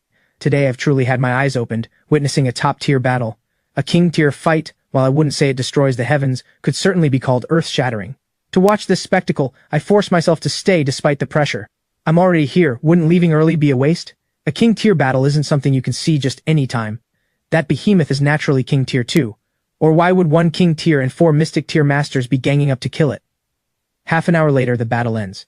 An ice spike falls, and the demon beast dies. The king-tier man lets out a breath and clears the field, extracting the blood essence in the core. With a sideways shift, he's standing right in front of me. Kid, where did you come from? What are you doing running out here? I wipe the camera and wipe my sweat. Sir, I'm a contestant in the assessment. I tell him the whole story of being chased on the run by the Moonhowler hounds. He laughs. You little rascal, is this a place you can wander into? Your test is in the outer zone, this is the inner zone. You're lucky, with a king-tier demon beast's presence keeping things cowed. Otherwise, the moment you stepped in, even a rat could finish you. The weakest thing here has glory-tier strength. I freeze. I really did get cocky, banking on the sky-devouring realm, thinking I could always run if I couldn't win. But what if the enemy just holds its ground? In an instant, it could kill me. A wave of dread surges up. Now I know fear. He smiles more openly, especially after I give my name. Alright, no demon beast will return for half a day. We're heading deeper to support the inner territory. Here's a map. Find your own way out. I take the map. A true strategic map, far better than mine. Sir, I'll take it then. What will you use? Do I look like I need this thing? Quit fussing, get moving. I want to go, and I know it's dangerous, but I can't bear to leave. Glancing back every few steps. He sees through me. What, never seen a king-tier demon beast and want to look? I smile sheepishly. I really haven't, and I'm curious. To my surprise, he hauls me back right up to the demon beast's corpse. My breathing quickens. Take your look, get your fill, then scram. Then he says to the men in black, while you're at it, leave the kid a claw and bore a hole in it. One of them cuts off a claw 1.5 feet long, bores a hole, and tosses it over. The man hands it to me. If you want to live, hang it around your neck. It'll at least get you out. I'm dumbfounded. 1.5 foot claw gleaming bright. Around my neck, and it'll bump against me too. He nods, holding back a laugh. Grit my teeth and put it on. The weight is immense, so I have to steady it carefully. Alright, go take your look. We're off. Get back to the outer zone within 2 hours. He and his men vanish in a single leap. I gaze at the behemoth, nearly drooling. Hey sir, what's your name? A voice comes from the distance. Surname Mo. Mo. The principal's surname is Mo too. His son turned out impressive. Could he be the principal's son? But if the son's this incredible, how could the father not be? I can't figure it out, so I shake my head and let it go. Holding the camera, I pretend to inspect the demon beast. 10 minutes later, I turn sideways to block the lens and, in a flash, sweep the corpse into the sky-devouring realm, my heart pounding like thunder. A king-tier. Imagine how strong I'd get from eating it. It mastered wind, rain, and sound waves, and was fast. So fast that even a 5-man encirclement nearly failed to hold it. I felt its sound wave attack firsthand. If I ate it, how monstrous I'd become. A horse won't fatten without night fodder, a man won't get rich without a windfall, and with this step I'm about to take off. Others risk their lives for a single king-tier core to awaken a high-quality ability, while I directly gain the whole corpse. Of course only I can use it, but that doesn't change the fact that I know I'm about to soar. The flesh will rot, only the claws and fangs are useful. The third domain doesn't fear corruption, so the custom is to take only the essence. They aren't worried I'll cause trouble either. What could I do with something this huge? Besides, demon beasts must not be eaten as an iron law. I'm itching to dive into the realm at once and make a shield, a king-tier crepe wrap, but I hold back, it's too risky. Old Mo said I have to be out within 2 hours, and half an hour has passed, so I make a quick retreat. My walk looks odd, 1.5 foot claw hanging from my neck, and with the map in hand I finally understand, this is the dividing line. No wonder the Moonhowler hounds stopped chasing. Smart dogs. The moment I cross back into the outer zone, the command room signal returns. Nathan is overjoyed. Kane's back! Vivian hurries over. My disappearance just now had terrified her. The footage shakes, and as the replay streams back, everyone falls silent. Nathan murmurs, Director Chen, this kid is far too bold. At this rate, I'm afraid he'll get himself killed. That was the inner zone. How does a spirit realm even dare? Vivian too falls silent. The footage is choppy but clear. 50 Moonhowler hounds chasing me, no small pressure, and that I stayed lucid under a king's domain is remarkable in itself. The idea in her mind takes deeper root. Nathan asks, Major Mo seemed to know Kane. Hasn't he been away for many years, unable to come back? Vivian's lips curve. I bet he's seen a photo. Nathan slaps his forehead. True enough. Still, this kid is lucky. A blessing in disguise, he watched a great battle, and even came away with a king-tier demon beast claw to forge. Up until the mystic realm, he won't have to worry about a weapon. Nathan can't help but envy it. A weapon made from king-tier claws or fangs is incredibly hard to come by, and it just fell into his hands. There's even a bit of hide left on the claw. With a little work it becomes a handguard, and the defense on that would be top-notch. How could anyone not be envious? And it isn't just Nathan, even the others are green with envy. I've delayed too long. The sun is nearly down and I have to find a squad or I'll lose my qualification, even though I've already earned the entry ticket. Who wouldn't want to do better? A king tier corps is useless to me, but it could bring honor to the principal. He swallowed his pride to ask for this chance, and I can't shame him. I decided before I came, even as a connections pick, I'll be the toughest of the bunch. I switch back to the map and search for the squad's direction. Meanwhile, somewhere in the outer zone, a 3-man squad is fanning themselves in the breeze. Boss, how did this lousy job land on us again? You're hopeless. Right, these little princes are hard to please, and if anything goes wrong, we take the fall. The dark-faced man in charge says coldly, "Are you calling the shots, or am I?" The two fall silent at once. On the left, Slim sighs. "Fine, whatever, just our luck. I just hope this one's an easy job." But the dark-faced boss doesn't buy it. Experience tells him the one coming will be nothing but trouble. A rustling. He sees branches sway. Someone's coming, get ready. The two scramble up at once and draw their weapons, firearms of all things. Boone stares at the figure with the strange object hanging from his neck, frowns and even rubs his eyes. "Slim, doesn't that thing look like a demon beast's claw?" Slim looks through his scope and his jaw drops. "Boss, it does. A claw that big, where did he get it? A spirit realm could take down something of that grade?" Boone has no answer. Finally he grits his teeth. "Forget it, let's test him first. If he really got it himself, the three of us combined wouldn't be a match for him." He can already picture the beating. They take aim. I'm walking along, steadying the king-tier demon beast's claw, sniffing the air now and then. This claw works wonders. The whole way there's been no trace of demon beasts, until I catch the scent of people. Just as I'm about to head over, I suddenly sense a cold gust. Whoa! I dodge hard. Damn, someone's ambushing me, bullets raining down. Firearms are useless against demon beasts, but to a spirit realm like me they're deadly. I duck behind a giant tree and nearly bite it. My adrenaline spikes. Thrilling. So thrilling. In a flash I understand. The task is to find a squad, but they aren't helpers, they're opponents. This is the real test. Heh, you're Kane, right? Hand over your contestant card and we won't shoot you. So it's the card. I sneer. Handing it over means dropping out, which I won't accept. The command room is watching me too. What do you think this kid will do? I don't believe he'll be scared. He'll give us a surprise. Don't oversell it, this is for real. Before the words land, a mortar shell drops. My pupils contract. Whoa, they mean it. Run. I dart out from behind a small tree, mind racing. Up on the high ground, the three grind their teeth. Damn it, don't let me get a clean shot. I could run for it, but the second round clue is on them. I won't hand over the card, and I can't beat them. A stalemate. I stare at them, my gaze firm. Want to make me quit? Not a chance. I straighten the camera, take a deep breath, and set the king-tier claw on the ground. It hampers me. I can't put it into the sky-devouring realm, since it's something out in the open, and stowing it would blow my cover. The high ground is about 40 feet tall, with trees around it, and once I'm close beneath it, I'm safe. 3 against 1, no big deal. The trees are about 25 feet apart, and the ones in between have been cut down. I get it, and the corner of my mouth lifts. Courage. The courage to face fear head on. This is by design, either charge through or surrender. But I, Kane, am of warrior's blood. I burst forward, charging toward a giant tree off to the side, a bullet grazing my scalp, thud, and I clear one tree. Nathan's palms sweat, his face flushed. Well done. Take life and death lightly, fight when you won't yield. How can a spark lack the resolve to die? Vivian smiles, watching quietly. One tree, then another, each crossing a mental challenge. Get hit, and at best I'm out, at worst crippled, yet the more I run the more thrilled I get, from uneasy to eager. I lick my lips. I think I'm starting to love this feeling. At last, with a final leap, I reach the base of the high ground. The bullets lose their threat, and I laugh out loud. Damn it, just wait till I get up there. Boone's trio look helpless, wiping sweat and rubbing their wrists. It's over, they can't stop him. I catch my breath, curse, and fling out my claws, hooking the edge of the high ground, yanking hard and vaulting up. No one expected claws could be used like this.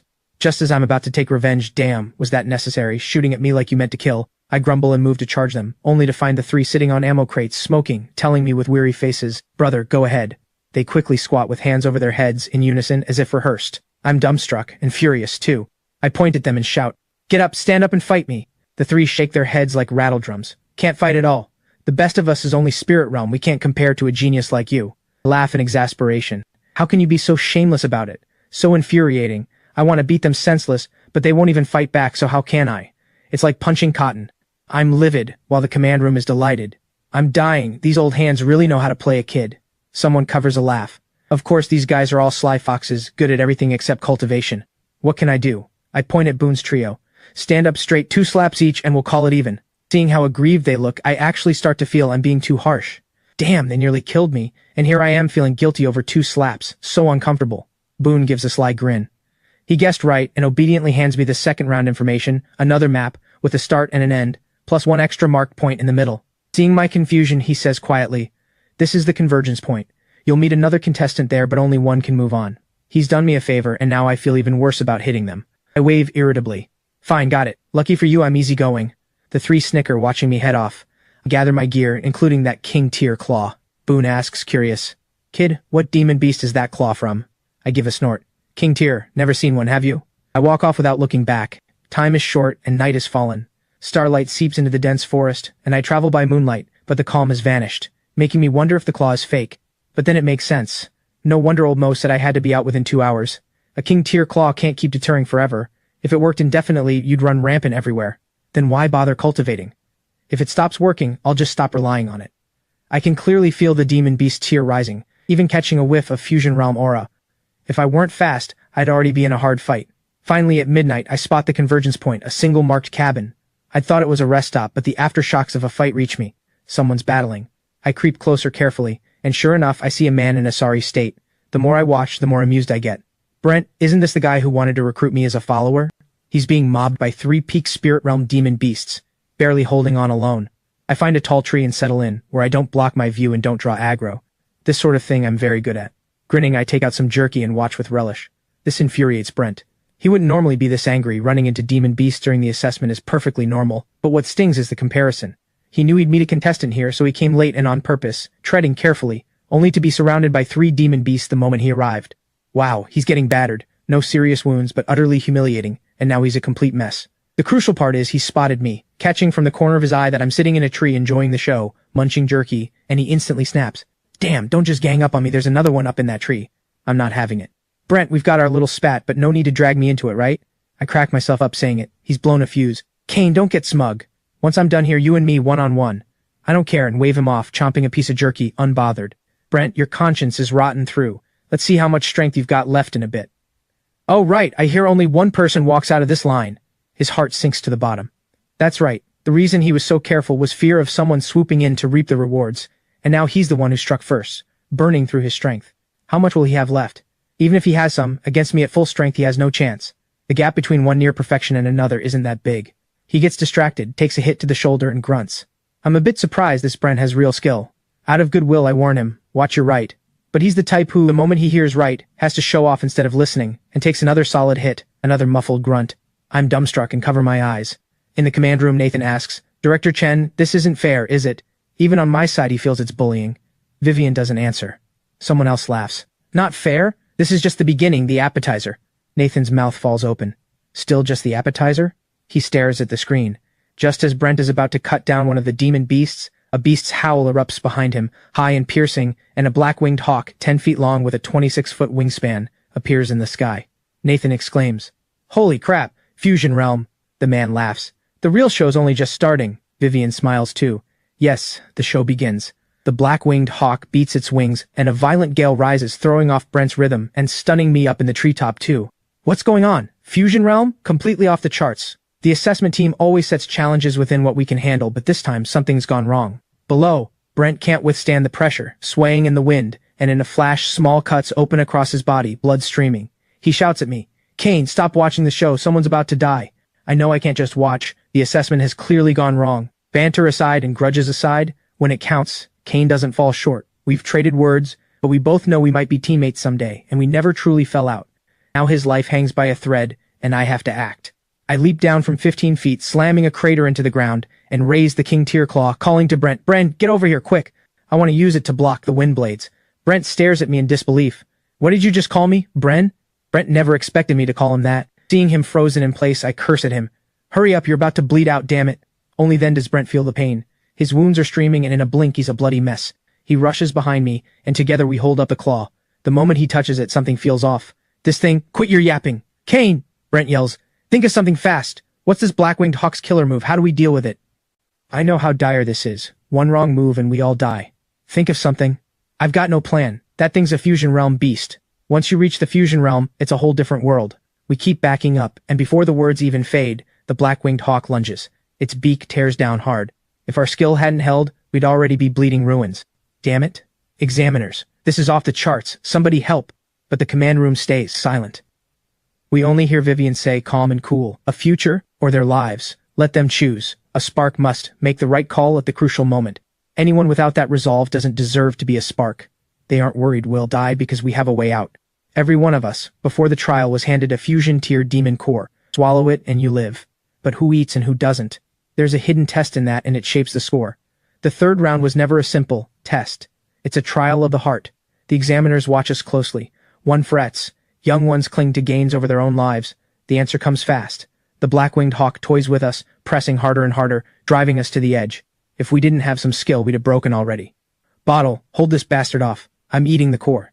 Damn it all, once I break into the fusion realm, I'll kill it. So what if it's a king tier core? I don't want it anymore.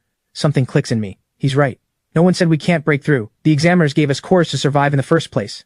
No one knows what attribute this core holds. If it doesn't fit your system, your future path narrows. Everyone aims for king tier. But I'm different. I don't lean on this.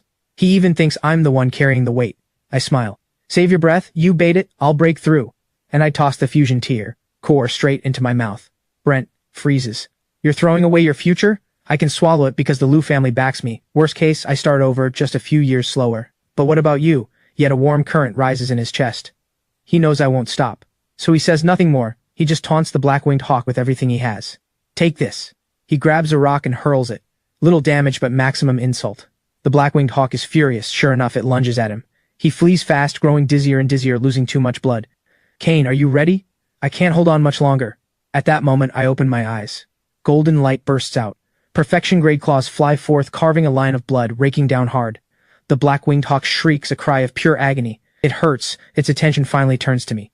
Even I'm stunned. The fusion realm is overwhelming. That strike was only 7/10 of my power, yet the black-winged hawk looks gravely wounded. The connection feels stronger now. The claws seem almost solid. My total chi is staggering, like 10 of my old selves. Terrifying. No wonder they call the fusion realm transcendent. So this is transcendence, I murmur. Then the black-winged hawk cyclone comes. Before, I could only run. Now I believe I can cut it open. How do you cut wind? But I just believe. I draw my blade, pour chi into the steel, and sweep it lightly. Blood red fills the sky. The cyclone turns solid, like a real object, and is split clean in two, crashing wildly to both sides, shattering the trees. It freezes, clutching its wound. How is Kane's fusion realm this strong? No. He just entered the fusion realm, and on a mystic tier core too. How is it possible? The command. Room erupts. Barrier break. Barrier break is an ability only a rare few grasp after the fusion realm. There's no pattern to it. It comes by talent or pure chance. Chi that breaks chi. Even a king tier can't beg for it. Yet he just entered the fusion realm and landed it on his second move. Everything they believed is shattered. Vivian is shocked and overjoyed. He's grasped barrier break. It means he's already surpassed 90% of his peers. His future is limitless. And his chi is blood red and its volume is astonishing. With a mere mystic tier core, he's reached king tier levels. If it had been a king tier core, she dares not even imagine. Someone sighs. Such a shame.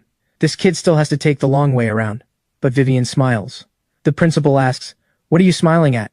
This is our own seedling. Switching paths now would just waste his time. She doesn't answer. She tosses out a file folder. Everyone rushes to open it. A few words are written across it. The snowmelt pill. Someone gasps. Only then does Vivian smile faintly and explain. This is something developed, only very recently. It lets a person dissolve their original demon core and swallow a new one with zero harm. It just came out not long ago. They're among the first to catch it, otherwise the examiners wouldn't have set a trial like this. But that's not even the best part. The best part is that the potential of the core the snowmelt pill dissolves doesn't vanish, it stacks. In plain terms, the core's power adds onto what you already have, instead of just counting the last one. The moment she says it, everyone is stunned. Many quietly regret it. If they had broken through later, could they have caught this too? Someone asks, Director Chen, do we still have a chance? Vivian scoffs with a grin. Not a chance. This only works on those just entering the fusion realm. You lot, no hope. Many beat their chests in regret. They missed it. They wish they'd been born a few years later. But most understand, every generation brings a new system and new treasures. That's exactly why humankind keeps growing stronger. Director Chen, still a pity though. If he could swallow 2 king-tier cores, wouldn't that be even better? 2 are hard to get, sure, but in theory it works. Vivian shakes her head. No. The next one swallowed has to be stronger than the last. If your first is king tier, the next must be higher than king tier. Heavens! The crowd can't even picture it. King tier is already the peak in the 13 cities. Even the standout heirs of great families must brave countless trials to earn 1A. Tier higher is unthinkable. Everyone looks at Kane, knowing this batch caught a golden moment. Envy. After I split the cyclone, Brent is shaken too, speechless. Barrier break. I feel like I've been handed a toy. Facing the black-winged hawk, I taunt it. Come on, hit me again. That crushing feeling is a little addictive. How could the black-winged hawk stand such mockery?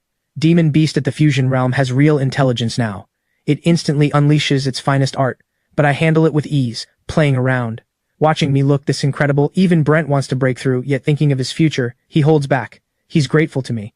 A young man's pride still won't let him apologize, but you can clearly feel the thin wall between us is gone. In the command room, Vivian decides to raise the stakes.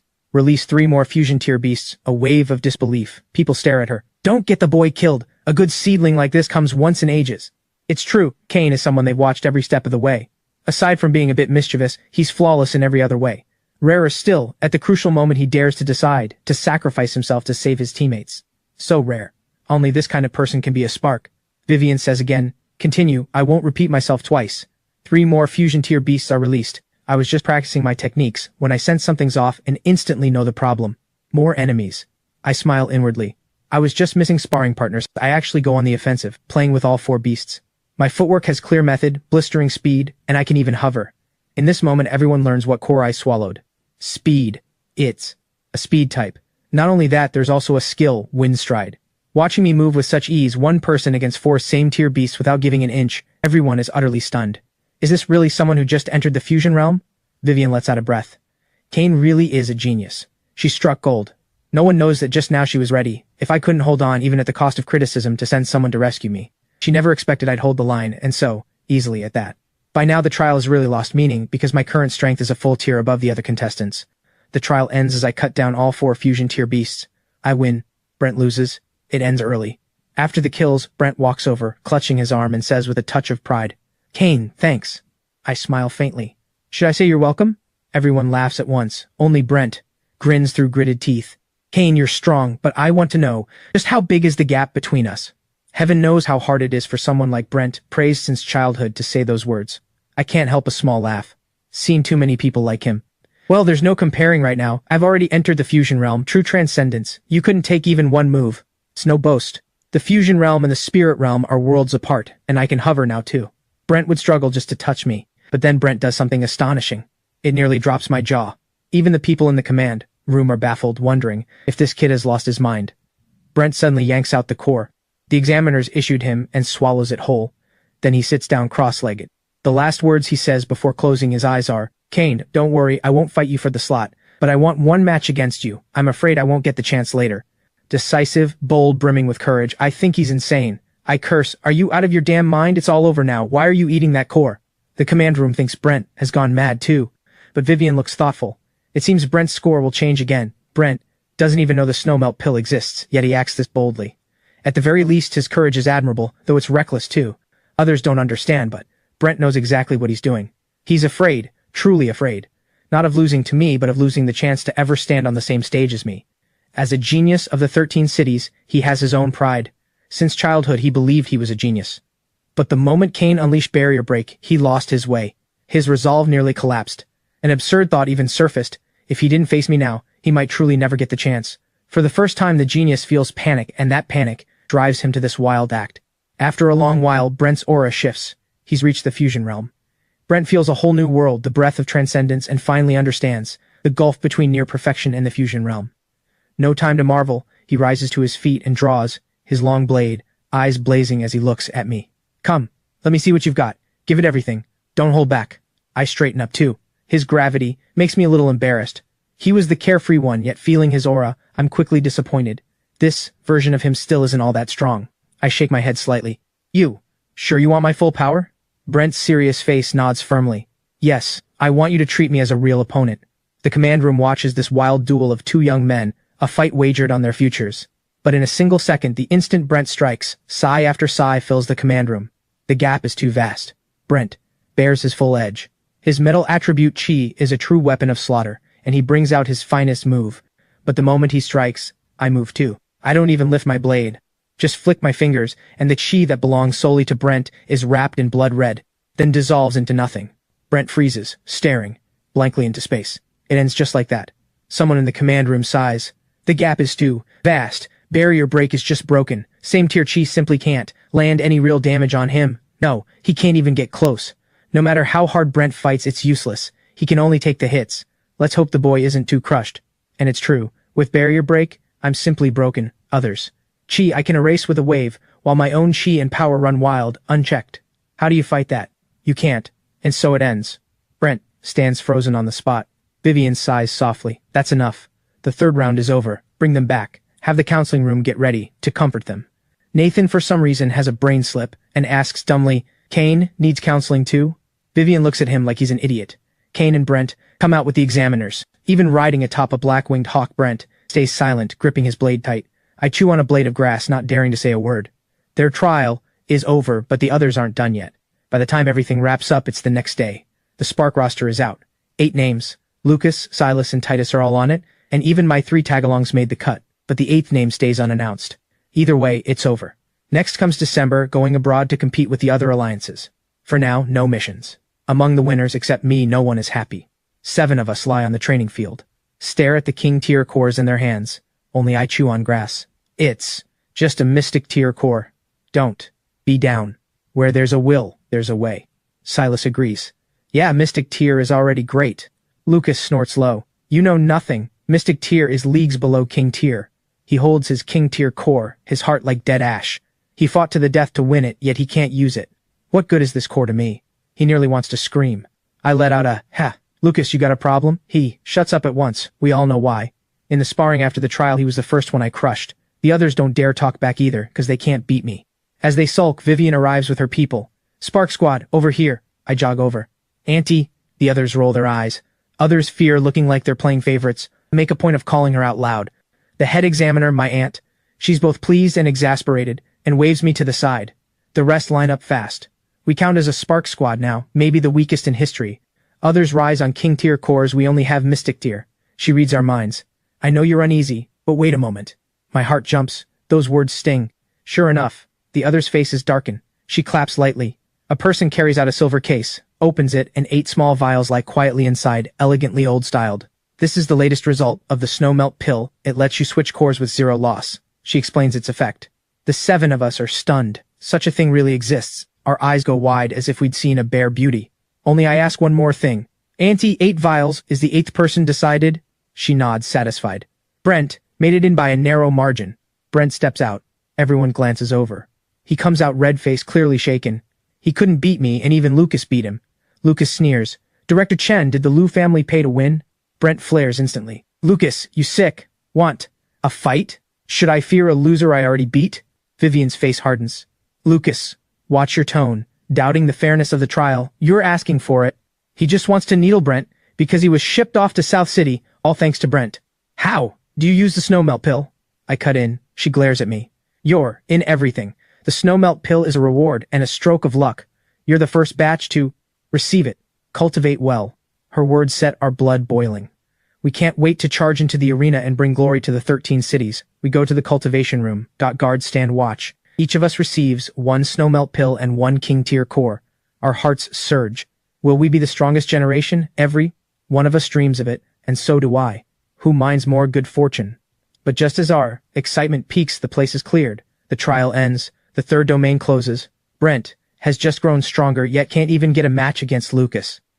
The examiners announce we gather before December. In between, we can advance our schooling as normal and accept academy invitations. Hearing this, only now do I feel real excitement. This is exactly why I came. I clench both fists. Old principal, Mom, Dad, I didn't let you down. My crematorium job is settled. Before I leave, Vivian meets me alone. Kane, do you want to live an ordinary life or a sweeping, magnificent one? She looks at me, asking in earnest. I scratch my head. The question feels like a trap, but I answer anyway. I have one wish, a world without demon beasts. She shouts, good. Kane, that wish is hard to fulfill. Demon beasts are one side, people are the other. The grand selection of the 13 cities begins in a year. Do you want to represent South City? I'm completely stunned. I point at myself. Auntie, you're not joking? I just reached the fusion realm. Isn't the grand selection only for committee members? The highest, hunter rank. She's lost it. I can barely afford a meal, a freshly trained nobody. Going to the grand selection? That's for the big shots only.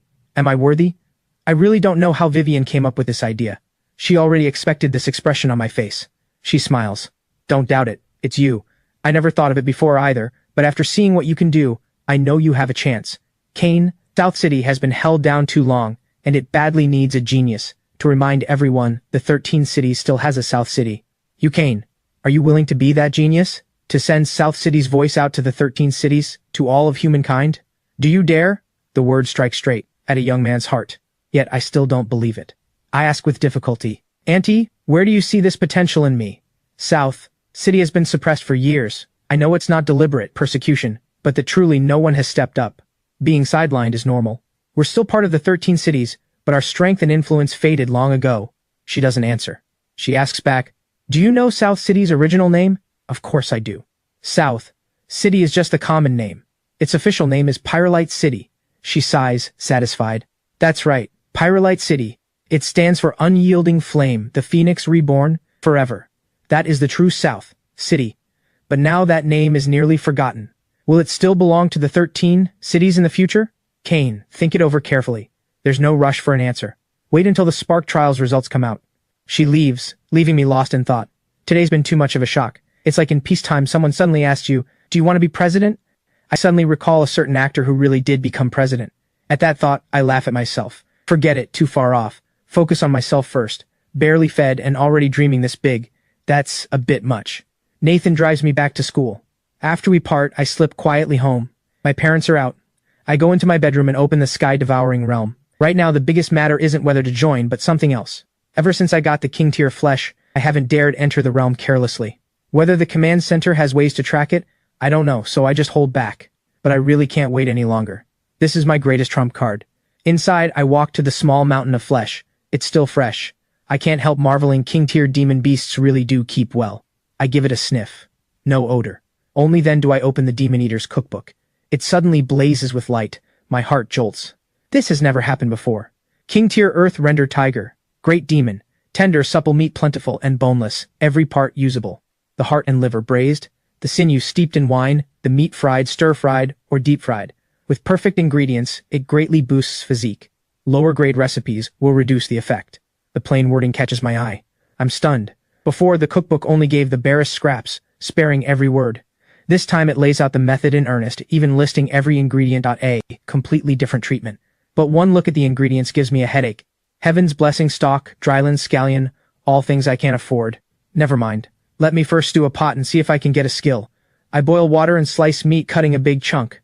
But what do I do with all the rest? The meat hasn't spoiled, but who knows how long it'll last. Just as I fret, the cookbook gives a prompt. Share half the earthrender tiger meat to gain 10 cubic meters of cold storage. There's a move like that?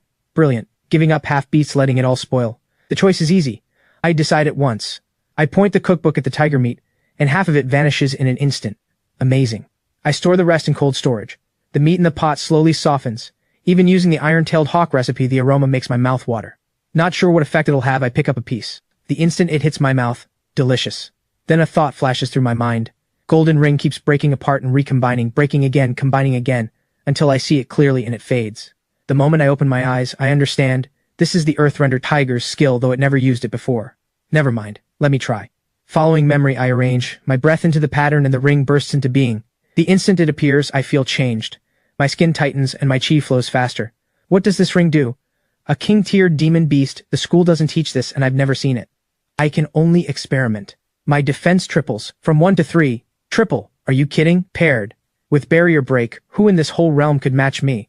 My chi mobilizes twice as fast too. Like a phone with more memory, the system runs smoother. This skill directly raises my ceiling, stability, and reaction speed. A divine skill. I can't help thinking, if one piece is this strong, what about eating more? But I don't notice. My ring is blood red, while the Earthrender Tiger's is golden. At the very instant my ring lights up, in the cellar of the scripture hall, a crack splits across a crystal coffin, and the woman in red's lips move ever so slightly. Full and content, I gain no more new skills, but I'm not let down at all. This one, alone, is enough to feast on for a while. There's still half a tiger left, plus heart, liver, and entrails. Sooner or later I'll gain even more. After eating, I feel my reserves grow again. My fusion realm cultivation sits steady as a rock. My method isn't right yet. If it were, I dare not imagine. I'm desperate to find those supporting ingredients. Pleased, I lie down on my bed, and thinking it over, I drift off. When I wake, it's my mother rousing me. Seeing me home, they hug me, thrilled. Is it settled? Their excitement hides a thread of unease. I'm the captain of the 13 City Spark Squad. Kane looks at Linda and says airily, "Don't forget whose son I am." Of course I pulled it off. The Academy's acceptance letter should arrive in a couple of days. Now my worry is which one to pick. Linda hugs me at once, but Marcus is a little puzzled. Acceptance letter? Didn't you just earn a qualification? Where's an acceptance letter from? Standing before you is Kane, captain of the 13 Cities Spark Squad. If even I can't directly earn a letter, then which student of this year could? They stare wide-eyed. Son, what did you say? He's not running a fever, so why is he talking nonsense? I'm exasperated. I've waited a long time to show off this moment. What's that supposed to mean? It's real. Everything I said is true. If you don't believe me, ask Auntie Viv. You mean Vivian? Marcus pats my forehead. Where would I even reach her? We've been out of touch for years. By the way, son, did Vivian look after you? They don't quite believe me, but they know I wouldn't lie about something serious. I pull out my dedicated phone. I've got her number. I'll call, and you can ask yourselves. Hello, Auntie Viv. I'm calling about something. I give her a wry smile. Auntie, I told my folks I became Spark Squad captain, but they don't believe me. Vouch for me? Sure, I'll vouch for you. I hand over the phone. Linda takes it, her voice dropping low, smiling along. Hello, is this Vivian? I watch the whole scene. My parents bowing their heads to someone because of me. It doesn't sit right with me, even if it's family on the other end. If I really get chosen, could they finally speak with their back straight? Would people point at them and say, oh, so this is Kane's mother, you really raised him well? Not until Linda hangs up does she look at me with a complicated gaze. Kane, you really became the captain of the Spark Squad. Marcus stares at me eagerly too. I'm the captain, but they don't really respect me yet. Give it time, I'll make them. Aren't you proud of your son? She strokes my head, not asking how I earned it. She knows without asking that it wasn't easy. It's the Spark Squad, after all. Only now does she realize I've reached the fusion realm. In such a short time, from no cultivation to the fusion realm and then to captain, how much did it take behind the scenes? Marcus turns his back, his whole body trembling. Mom, your dad joined a selection back in his day too. He was sent home after the first round. Seeing you make it, he's gotten all emotional. I nod. I'm taken aback, then turn nosy. Mom, do you and Auntie Vivian have some special connection? The mood suddenly shifts. My heart pounds with dread. Even at the fusion realm, I still fear her feather duster. That's ancient history. Ask your dad some other time. Her tone is flat. What does my son want to eat? You've been away so many days, you surely haven't eaten or slept well. I ask, hungry? She gives a faint smile. The meal is a happy one. Only I don't bring up the future and they don't ask. After eating, I call out, Mom, I'm off to wait for Lily after school. I'll eat at Auntie Faye's tonight. Got it. Boosted by Windstride at the fusion realm, I reach the school in 3 minutes. I think to myself, if I learned the Chi Shield and hovering too, I'd turn plenty of heads walking down the street. But just as I'm pleased with the thought, I'm stopped. A man in a half-black, half-green uniform with 2 others stands before me with a dark face. Bottle liquor, you show up and immediately cause me trouble. Trouble? I turn, and instantly put on a smile. Hey, if it isn't Uncle Bull, out patrolling today? I've been a model citizen. No fights, no trouble. You little rascal, even fooling a kid. Leo says you tricked him and he's been crying for days. If you don't make it right, see how I deal with you. I clutch my aching head. Found Leo's book, but I never delivered it. I took the money long ago. It was meant to be a surprise. He's a buddy from my elementary days. The man before me is his father, the top man for order in this district. I quickly put on an apologetic smile. I promise, tomorrow I absolutely won't let Leo cry again. Then I shout in a hurry, oh no, I'm almost late. Uncle Bull, gotta run. And I dash off in a flash. That's the one downside of South City. I'm too famous, the slightest thing out of line, and the parents come find me. Uncle Bull watches my jogging figure and curses with a grin. Little rascal. Only the 2 men behind him are a bit curious. Chief, didn't we come to check on someone flaunting high realm cultivation in the busy streets? Why didn't you grab that kid when you saw him? How old is he? 17, 18, maybe 20? Uncle Bull flicks him on the forehead. You ask when you already know. That young, already at the fusion realm? Do you have any idea what his future holds? And one more thing, kid. He couldn't even cultivate before. Besides, they're all acquaintances. He says the rest and turns to leave, leaving the young man, standing there in a daze. I stroll lazily to the school gate, greet the guard, and head in. If this were anyone else, they'd surely be questioned, but with me, please, who doesn't know what's going on? I check the time. There's still a while before class lets out. I head straight for the old principal's office, to check in first, and to tell him my results. Compared to Marcus and Linda, the old principal clearly takes it in stride. He just casually asks, anything else? I get it instantly. Showing me out. He's this calm, so Vivian must have tipped him off. I scram quickly, but before I go, I hand him that king-tier finger asking him to arrange it for me. I can't handle this thing myself. I don't go to class I, just hang around the guard room at the gate, chatting idly with the guard until the dismissal bell rings, and I see Skylar come out the gate with a weapon on his back. Figure it out yourself, Sky.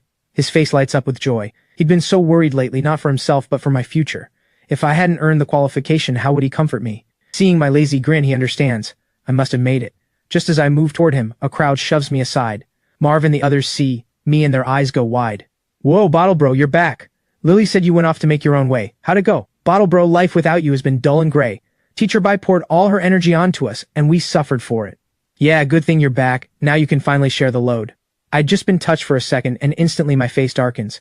Get lost all of you. Counting on me to share your load? Dream on. Let me tell you, standing before you is Kane, future academy student. I won't be coming to class anymore. Huh? They stare at me in shock. Marv leans in and asks earnestly, Bottle Bro, you made it? I nod coolly with style. The next second they burst into cheers. Awesome, Bottle Bro, which academy? Tell us.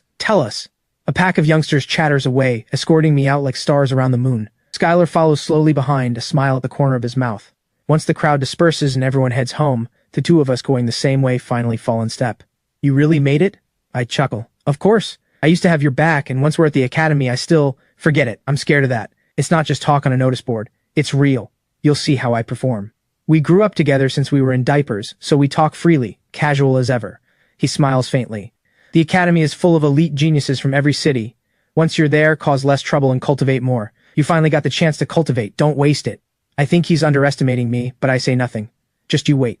On the day I enter the academy, countless geniuses will welcome their captain's return, and you'll see what Kane is really made of. If I don't stun you by then, I'll write my name backwards. Chatting and laughing, he suddenly asks, By the way, Lucas left after you did too. You didn't run into him, did you? He looks at me with a grin. I raise my fingers, pinching thumb and forefinger together lightly. Handled. He recalls the past and says, half annoyed, You devil. I quickly explain. He really worried over me for nothing. I see him home, but I don't eat here. I have something else to do. The reason I told my parents I'd eat here was just to set their minds at ease. You know how it is. I head over to Old John's herbal shop. The moment I step in, I see someone being treated. Dr. Old John, with his mixed blood look, takes a patient's pulse with a serious face. Honestly, he looks the part. I don't disturb him and just wander to the side. After a while, he hands the patient a packet of medicine, sits down for a drink, and only then looks at me. Haven't seen you in a while, kid. Don't tell me you got hauled off for some crime. Uncle John, what kind of thing is that to say? Am I that sort? I've got a question for you today. I hear you were once a top pharmacology graduate of the academy. His pale eyes show, and he pats my shoulder with a fair hand. I was, but I never graduated. I dropped out, otherwise would I be holed up here scraping by? I don't really care whether he graduated or quit. Uncle John, then you must know the Mist Cloud herb? I ask, testing. Mist Cloud herb is an ingredient for stewing tiger meat, war tier, and the one most within my reach. Looking at the other ingredients, far out of reach. I really can't get them, and high school textbooks hold nothing like this. Surprise shows in Old John's eyes. Mist Cloud herb, a war tier ingredient? Where did you hear about that, kid? I'm not trying to belittle him, but I just chuckle. Never. Mind that. Looks like you do know. Hurry, tell me, where's this herb found? How do you harvest it? And, are there any precautions? Pharmacology arose with the appearance of the rifts. At first, a cultivator saw a demon beast eat an herb and found it could speed up the flow of chi. Once made public, it caused an uproar, and slowly grew into pharmacology. Each herb has its own way of harvesting that best preserves its potency. None of this is within my reach yet. I've thought it through clearly. The academy exam is less than a month away. There's no point wasting more days at school. So what do? Gather the ingredients for stewing the meat, of course. The academy exam is held each July, much like in the old world, but there's no winter or summer break. 7 days after the exam, you wait for results. Then by your travel distance, you prepare to enroll. Sometimes I really envy students of the old world. So nice. They get winter and summer breaks, something I've never experienced growing up. I can't even imagine the bliss of 2 months off. Hearing how indifferent I sound, Old John studies me carefully, looking left and right, his eyes growing wider the more he looks. At last he circles around me and looks at me in shock. You can cultivate now, kid. I'm a little speechless. I'm something of a local celebrity, and you're only just finding out? Then again, I know that fame is limited to families with school-age kids. I nod. Yes, I can. You've got a sharp eye.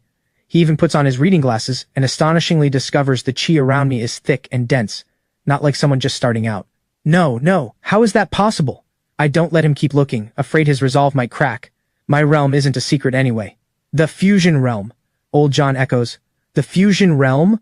One sentence lands like a hammer blow. He stammers, How old are you? The fusion realm? What nonsense are you bragging? His true colors slip out at once. Not just anyone can read another's realm. I could tell in battle because once a move is made, it's obvious. But without a move, only someone far above can sense, roughly how high. I finally pulled off a flex, just didn't expect it to be on Old John. I say lightly, Uncle, you get it. Don't pry too much into a genius's business. Let's get back to the Mist Cloud herb. This time, rarely, he doesn't snap back, but takes a careful look. Fine. I get a dusty old book from old John. When he tosses it to me, the dust makes me cough. I quickly summon a chi shield and beat off the dust, earning an eye roll from him. This book has the Miss Cloud herb info you want. Take it and return it when you're done. I can't believe it. You actually want this thing back? He glares. You dare toss it? Open your eyes wide and read the cover. I wipe it clean, revealing a few words. Cultivators Academy Standard Textbook 3rd edition. The 9th edition is already out, yet this beat-up book still can't be thrown away. But I know, if I really dared toss it, I'd be in for it. Kid, the edition's old, but where the Miss Cloud herb grows and how it's harvested won't change. I nod. Thanks, Uncle John. I turn and leave, not bothering to go beg the principal. Why waste the breath? I hop the wall to get home, lock the front door tight, lift the thin slit in the drawn curtains to let light through, then close it again quickly. I go to my room and turn on the light, head straight for the index, and look up the Miss Cloud herb. Grows abundantly in stable rift spaces. Top recommendation, Chongming City, Site 883. Note, must search on your own, may be guarded by demon beasts. Clear and well organized, easy to understand. A proper textbook after all. Satisfied, I close the book and sleep. School is useless to me now. Want to head over to Chongming City. Can I get some travel money? Early the next morning I say to Mom. Head where? Linda looks up at me. I made a little buddy in Chongming City. Eating and drinking on someone else's dime. Aren't you ashamed? She frowns. I grumble inside. I saved his life, so what's a little food? All the family's money was drained by my old illness. Need to earn money, and I need to gather the Miss Cloud herb. 10,000. It was meant to buy you blood essence. Now it's a reward instead. She sets down her bowl and hands me a stack of cash. I take it, my feelings complicated. Thanks, Mom. I'll pack your things. She tucks back her hair with a smile. I quickly decline. With the sky-devouring realm on hand, if I really let her pack, she might just move the whole house. I call Skylar, and we set off. 800 kilometers. A glory tier mount could fly, but the rifts outside are chaotic. Too dangerous. Without a flying pet, I can only take the intercity rail, the official line built by the 13 cities, the one ordinary people use. Driving yourself is expensive, and I can't afford it. The station is packed with crowds. With my student ID, I buy a half-price ticket, though it could have been free. The Commoner's Pass just sits in my realm collecting dust. I can afford it, but I haven't earned a single merit yet. How could I take the VIP lane? Under 400. I reach Chongming City. I sit down and pretend to doze. The woman across the aisle smiles and asks, "Off to school, young man? Who goes to school at this hour?" I just nod. Whatever you say. 7 hours later, I arrive and exit the station and head straight for Rift 883, unable to wait. Slots are full, the registration desk tells me. What? You need a reservation just to enter a rift? This is a zero-risk old rift, so it's always packed, the clerk smiles. Even if I squeeze you in, the earliest is 7 days out. I freeze. Sitting in the hall, I hesitate over whether to pull out the Commoner's Pass. Suddenly, a startled voice. Kane? I look up. It's Titus, short hair, crisp and striking, a heroic air about her, 2 bodyguards in black behind her. Titus, what a coincidence. I nod, a little awkward. You didn't go home. What brings you to Chongming City? Heard Rift 883 is safe, came to broaden my horizons. I parrot it right back to her, borrowing her own words. Then why are you sitting here? Not going in? Got here late, the slot's a week out, a wasted trip. I give a bitter smile. What's the matter? My lady, a free pass into ordinary rifts is only for the children of great families to honor ancestral merit. Ordinary folk have to register and pay.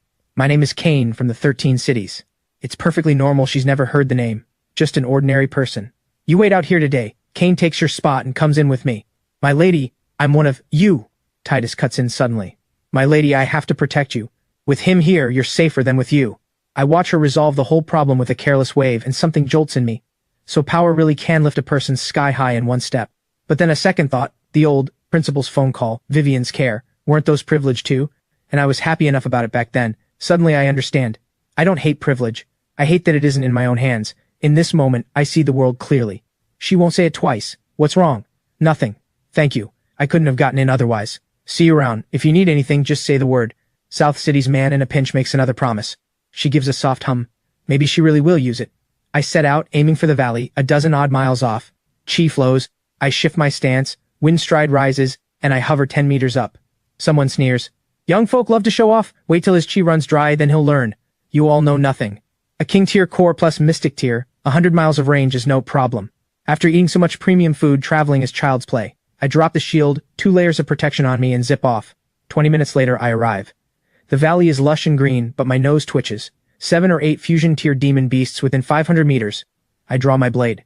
I'm short on money, and a single vial of fusion tier blood essence starts at 100,000. I toss a stone to lure them, and a spotted leopard leaps out. My eyes light up. Here, kitty, Come to Papa. It's furious, its spots shooting out like darts. Startled, but I don't flinch. I turn sideways and sweep my blade. Barrier break, and its power dissolves in an instant. Heh! My turn. I charge straight at its face, blade aimed at its skull. In one move it's stunned, too fast even to block. Its right foreleg lifts hard as iron. The next second the claw snaps, its pride shatters. A flash of the blade and its skull splits open. The world has one fewer arrogant leopard. I want to howl at the sky. A same-tier beast down in 2 moves, my weakness turned into a strength. Windstride really is amazing. This fight scares off the surrounding beasts, but how could I let them go? This is all money. The tables turn, offense and defense flipped, and I become a butcher. One slash, then another, until all dozen beasts are cut down. I rest my hands on my hips and grin. I take out 10 vials, the Jiang family's secret method, made just for collecting blood essence. I hang the corpses on the tree and cut open their chests. Blood essence wells up, drip after drip. I don't waste a single drop, my technique practiced, honed through hard years. 10 corpses hang from the great tree like skewers. An outsider wouldn't know what I'm doing. This is no ordinary procedure. It's the crematorium lineage's secret art. Heh. The last drop of blood essence goes into a vial. I cap it, put it away, and look at the pile of corpses with a little grin. The claws sell for money. Oh, and iron-legged centipede feelers sell too. And the meat, well, that's a given. I'll just eat it myself. I muttered to myself, one by one. No time to deal with this now, I'll just store it. Even a scavenger would have to say, thanks, you're a ruthless one. Not a single drop wasted. I keep searching and suddenly my eyes light up. A half-meter stalk stands tall among the weeds, so distinct. The mist cloud herb. Pure delight, I've stumbled right onto it. Just as I'm about to dig it up, I suddenly hear a laugh. Kid, you've got nerve-snatching stuff right from us brothers. I turn around. A few burly men come walking up. The pockmarked one wears black leather armor, a dagger at his waist. The others look much the same. This getup is professional, the standard makeup of a 3-man team. With so many demon beasts, graduates have to make a living, and that gave rise to this trade. They're probably hunters, the kind who carry their lives on their belts. But I just look at them. Yours? Got your name on it? This vibe is familiar to me. Back in the day, the street punks were all like this. You just do as I say. This mist cloud herb is ours. Step aside or you'll catch a beating. Not worth it. I laugh in disbelief. Well, now you robbed me and I'm supposed to thank you? If you don't leave, does that mean I can't dodge this beating? That's for certain. One look and I can tell you're a student. We've got a duty to teach you how cruel the world can be. Make it quick. I breathe a little easier. This bunch only robs, they don't kill. The corner of my mouth lifts. Then truly, thank you. As I speak, chi shield, windstride, and blade all settle onto me. One slash sends out a streak of blood-red light. They're all dumbfounded. They never expected me to be so decisive. Stand back. Let me... What's a snot-nosed brat got to... Before he can finish, a thunderous boom, and the man is gone. The underlings panic. Boss! Boss! Damn it, my big hulking boss, where'd he go? They glare at me. Up in the tree, Pockface is plastered to the trunk. Don't move. Only then do the underlings spot him, staring at the man-shaped dent in the tree, shocked. Boss, are you okay? He wishes he could slap himself. He thought it was just a student who didn't know his place, never imagining a ruthless one. Brother, I was wrong. Pockface's face is grim as he bellows it. I'm a little... thrown. I've been in plenty of fights, but it's the first time I've seen someone fold this fast. You're not even going to resist? He shakes his head like a rattle drum. Resist, my foot. We're nowhere near the same league. Better to fold early. In this line of work, you've got to be flexible. Of those who started out with him, he's the only one still alive. His creed is to fold fast. Even when he can win, he avoids trouble and only takes the money. Brother, I was wrong. Truly, truly wrong. I don't know whether to laugh or cry. Human nature really is complicated. I never meant to kill anyone, and he held no killing intent toward me either. But while the death penalty can be spared, the lesser punishment is harder to escape. I can let you off, sure. Hand over anything valuable and dig up that mist cloud herb for me. You know how, right? At once he kneels. Yes, sir, brother, we get it, we get it. Clatter, clatter, he throws down his leather armor and everything of value. I sort through it and take their haul. Just in mist cloud herb alone, there are 3 or 5 stalks. What luck. I take the freshly harvested mist cloud herb and wave my hand. Get lost. He bolts off with his underlings. I whistle, pack away my things, and keep hunting for mist cloud herb. Over half a day, the haul is plentiful. Batch after batch of mist cloud herb goes into the sky-devouring realm. The rift is a treasure trove, so friendly to me. When I'm hungry, I step into the realm and eat meat. There's more meat than I can finish. The demon beasts I catch alive, I herd to the back hills, saving them for next time, a sustainable route. Looking at the 5 bundles of mist cloud herb, a thought stirs. With this much, could I transplant it? It can't grow on home soil, but the sky-devouring realm is itself a rift. My heart races. If this actually works, would I ever lack mist cloud herb for my stews again? In the realm, with pen and paper, sketch out a plan for stocking up the veggie basket. The veggie basket plan for short. Perfect. I just need to clear a plot. I already studied some planting knowledge, and out in the wild, what precautions are there anyway? I planted garlic bulbs. Clearing the ground is the worst part. The more satisfying the burning was back then, the more exhausting it is now. With the triple time flow, I'm not afraid of delay. I clear only enough ground to plant, take up a shovel, and set them in one by one. I finish in 3 hours, while only 1 hour passes outside. Looking at the lush green stretch, I'm full of accomplishment. As long as they survive, I'll have all the mist cloud herb I could want. I keep searching, who knows when the next chance will come. Catching live beasts, finding mist cloud herb, I lose myself in it, until it's nearly dusk and I hear a scream. I look up, hover into the air, and gaze into the distance. The scene I see fills me with rage. Titus. She and her bodyguards are surrounded by over a dozen people, barely holding on. I can't believe it. Isn't she from a great family? Who would dare touch her? Lady Xu, give up the fight. We can make it quick for you. You'd better wash your necks clean. The Xu family's wrath is not easy to bear. She isn't bluffing. If she dies here, many will be buried alongside her. Kill you? I wouldn't dare, but I hear you're the pride of the Xu family. How about a prodigy like you bears me a child? How about it? Her face fills with horror. These people are truly mad. Better to kill her.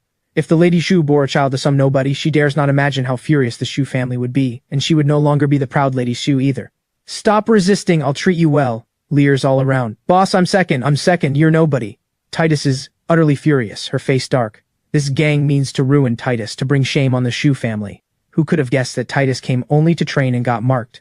Fusion tier rifts are strictly controlled. Anyone above the fusion realm is barred from entry. But there are always smugglers.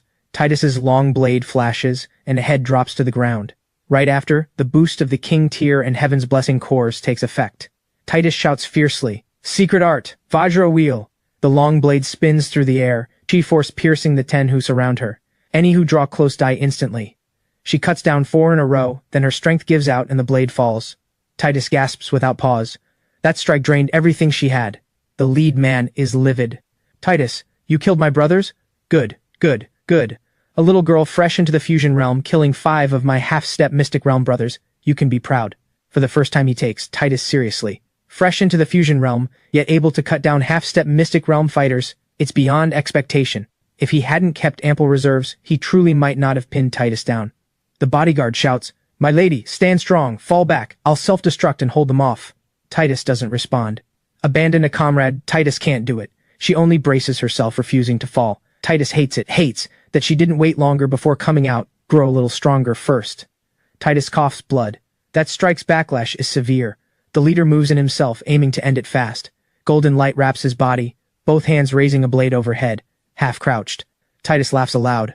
I wondered who it was. Turns out it's a Sakura Alliance whelp. I had no strength left, but one look at you, and the anger gives me fight again. Damn miraculous. He sneers. Is that so? Then taste the power of my Heaven War single blade style. Go! Titus charges forward, no blade in hand, channeling chi bare-handed. At that very moment, a voice drifts out, unhurried. Let me see which bastard is picking on my little sister. A figure stands firm before her, brushing off his sleeve, eyeing the enemy at a cocky 45 degrees. Cool and brash, Kane. Her eyes flash with delight. He's here, I'm saved, but at once she shouts, Run, you can't win. They're all half-step mystic realm. I only killed a few using a secret art. Go back and tell my father. It was the Sakura Alliance who killed me. I close my eyes, helpless. Lady, will you let me finish my line? I sigh. Don't you want to tell your father? Yourself? She freezes. Survive? Is that even possible? The odds are hopelessly lopsided. She knows I have the power of barrier break, but against such a carefully laid trap, what can it do? I say nothing, my smile fading. I demand sharply, Titus, who are you? She starts, then it dawns on her, and the words burst out. A spark. Resolve surfaces. A spark never goes out, it's an oath, and a conviction. Right, the spark doesn't die. How could I despair? Her will reignites. She picks up a blade from the ground and pushes herself up. Captain, the spark Titus can still fight. Her eyes blaze, spent yet unyielding. In this moment she calls me captain. Just as I'm about to answer, I'm cut off. The man darkens. Are you two acting like I'm not even here? I don't answer, only break in over his lecture, pointedly. Unforgivable. Jiro flies into a rage. What's with that look, looking down on me? I rush him, ready to teach these Sakura punks a lesson.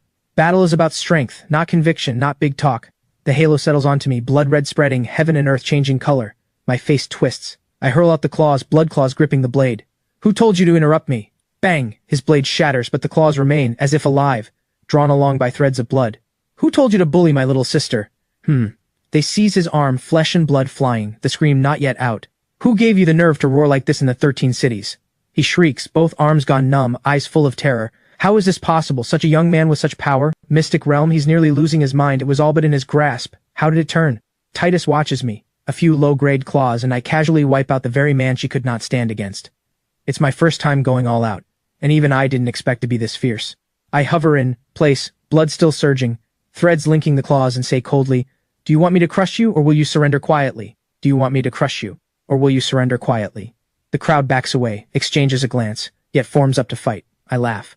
They don't know what's good for them. Stand back. Only now do they grasp just how terrifying this commoner-born captain is. But can an ordinary person truly reach this far? The bodyguards rush over, staring at me in disbelief. So this is my lady's captain. Laughable. Earlier they took him for a social climber. Now that mockery is unbearable to recall. The only laughable ones were themselves. I see Titus pull back, and for once draw the long blade off her back, wiping it on her sleeve with her right hand. "Let me see what makes you dare put up a last stand." Before the words fade, I've vanished. Fast to the extreme.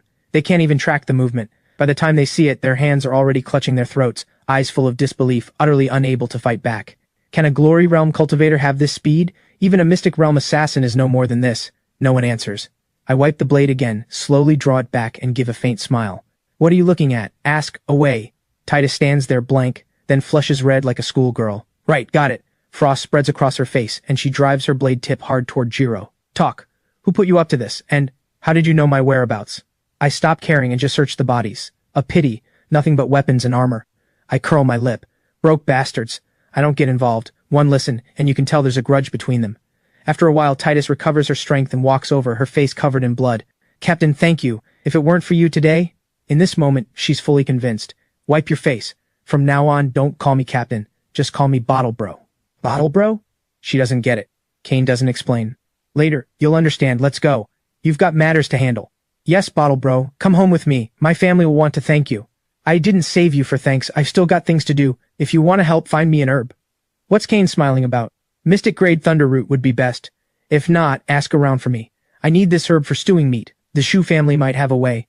"I understand too. A life-saving debt can't be taken for free, or the other party grows uneasy." Sure enough, joy lights her face. "Of course. I'll have my family search the moment I'm back. Bottle Bro, take this card. At any of our family's businesses, it's all on the house. You can't refuse." "Fine." I head for the entrance. I pass people along the way, but the three of us look terrifying, and no one dares stop us. After leaving the rift, we slip away quietly. Outside, the three of us part ways. I head to the Shu family's hotel.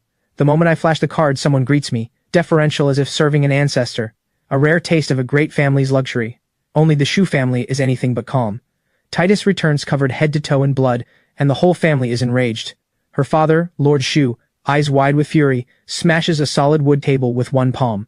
"Insolence! How dare they!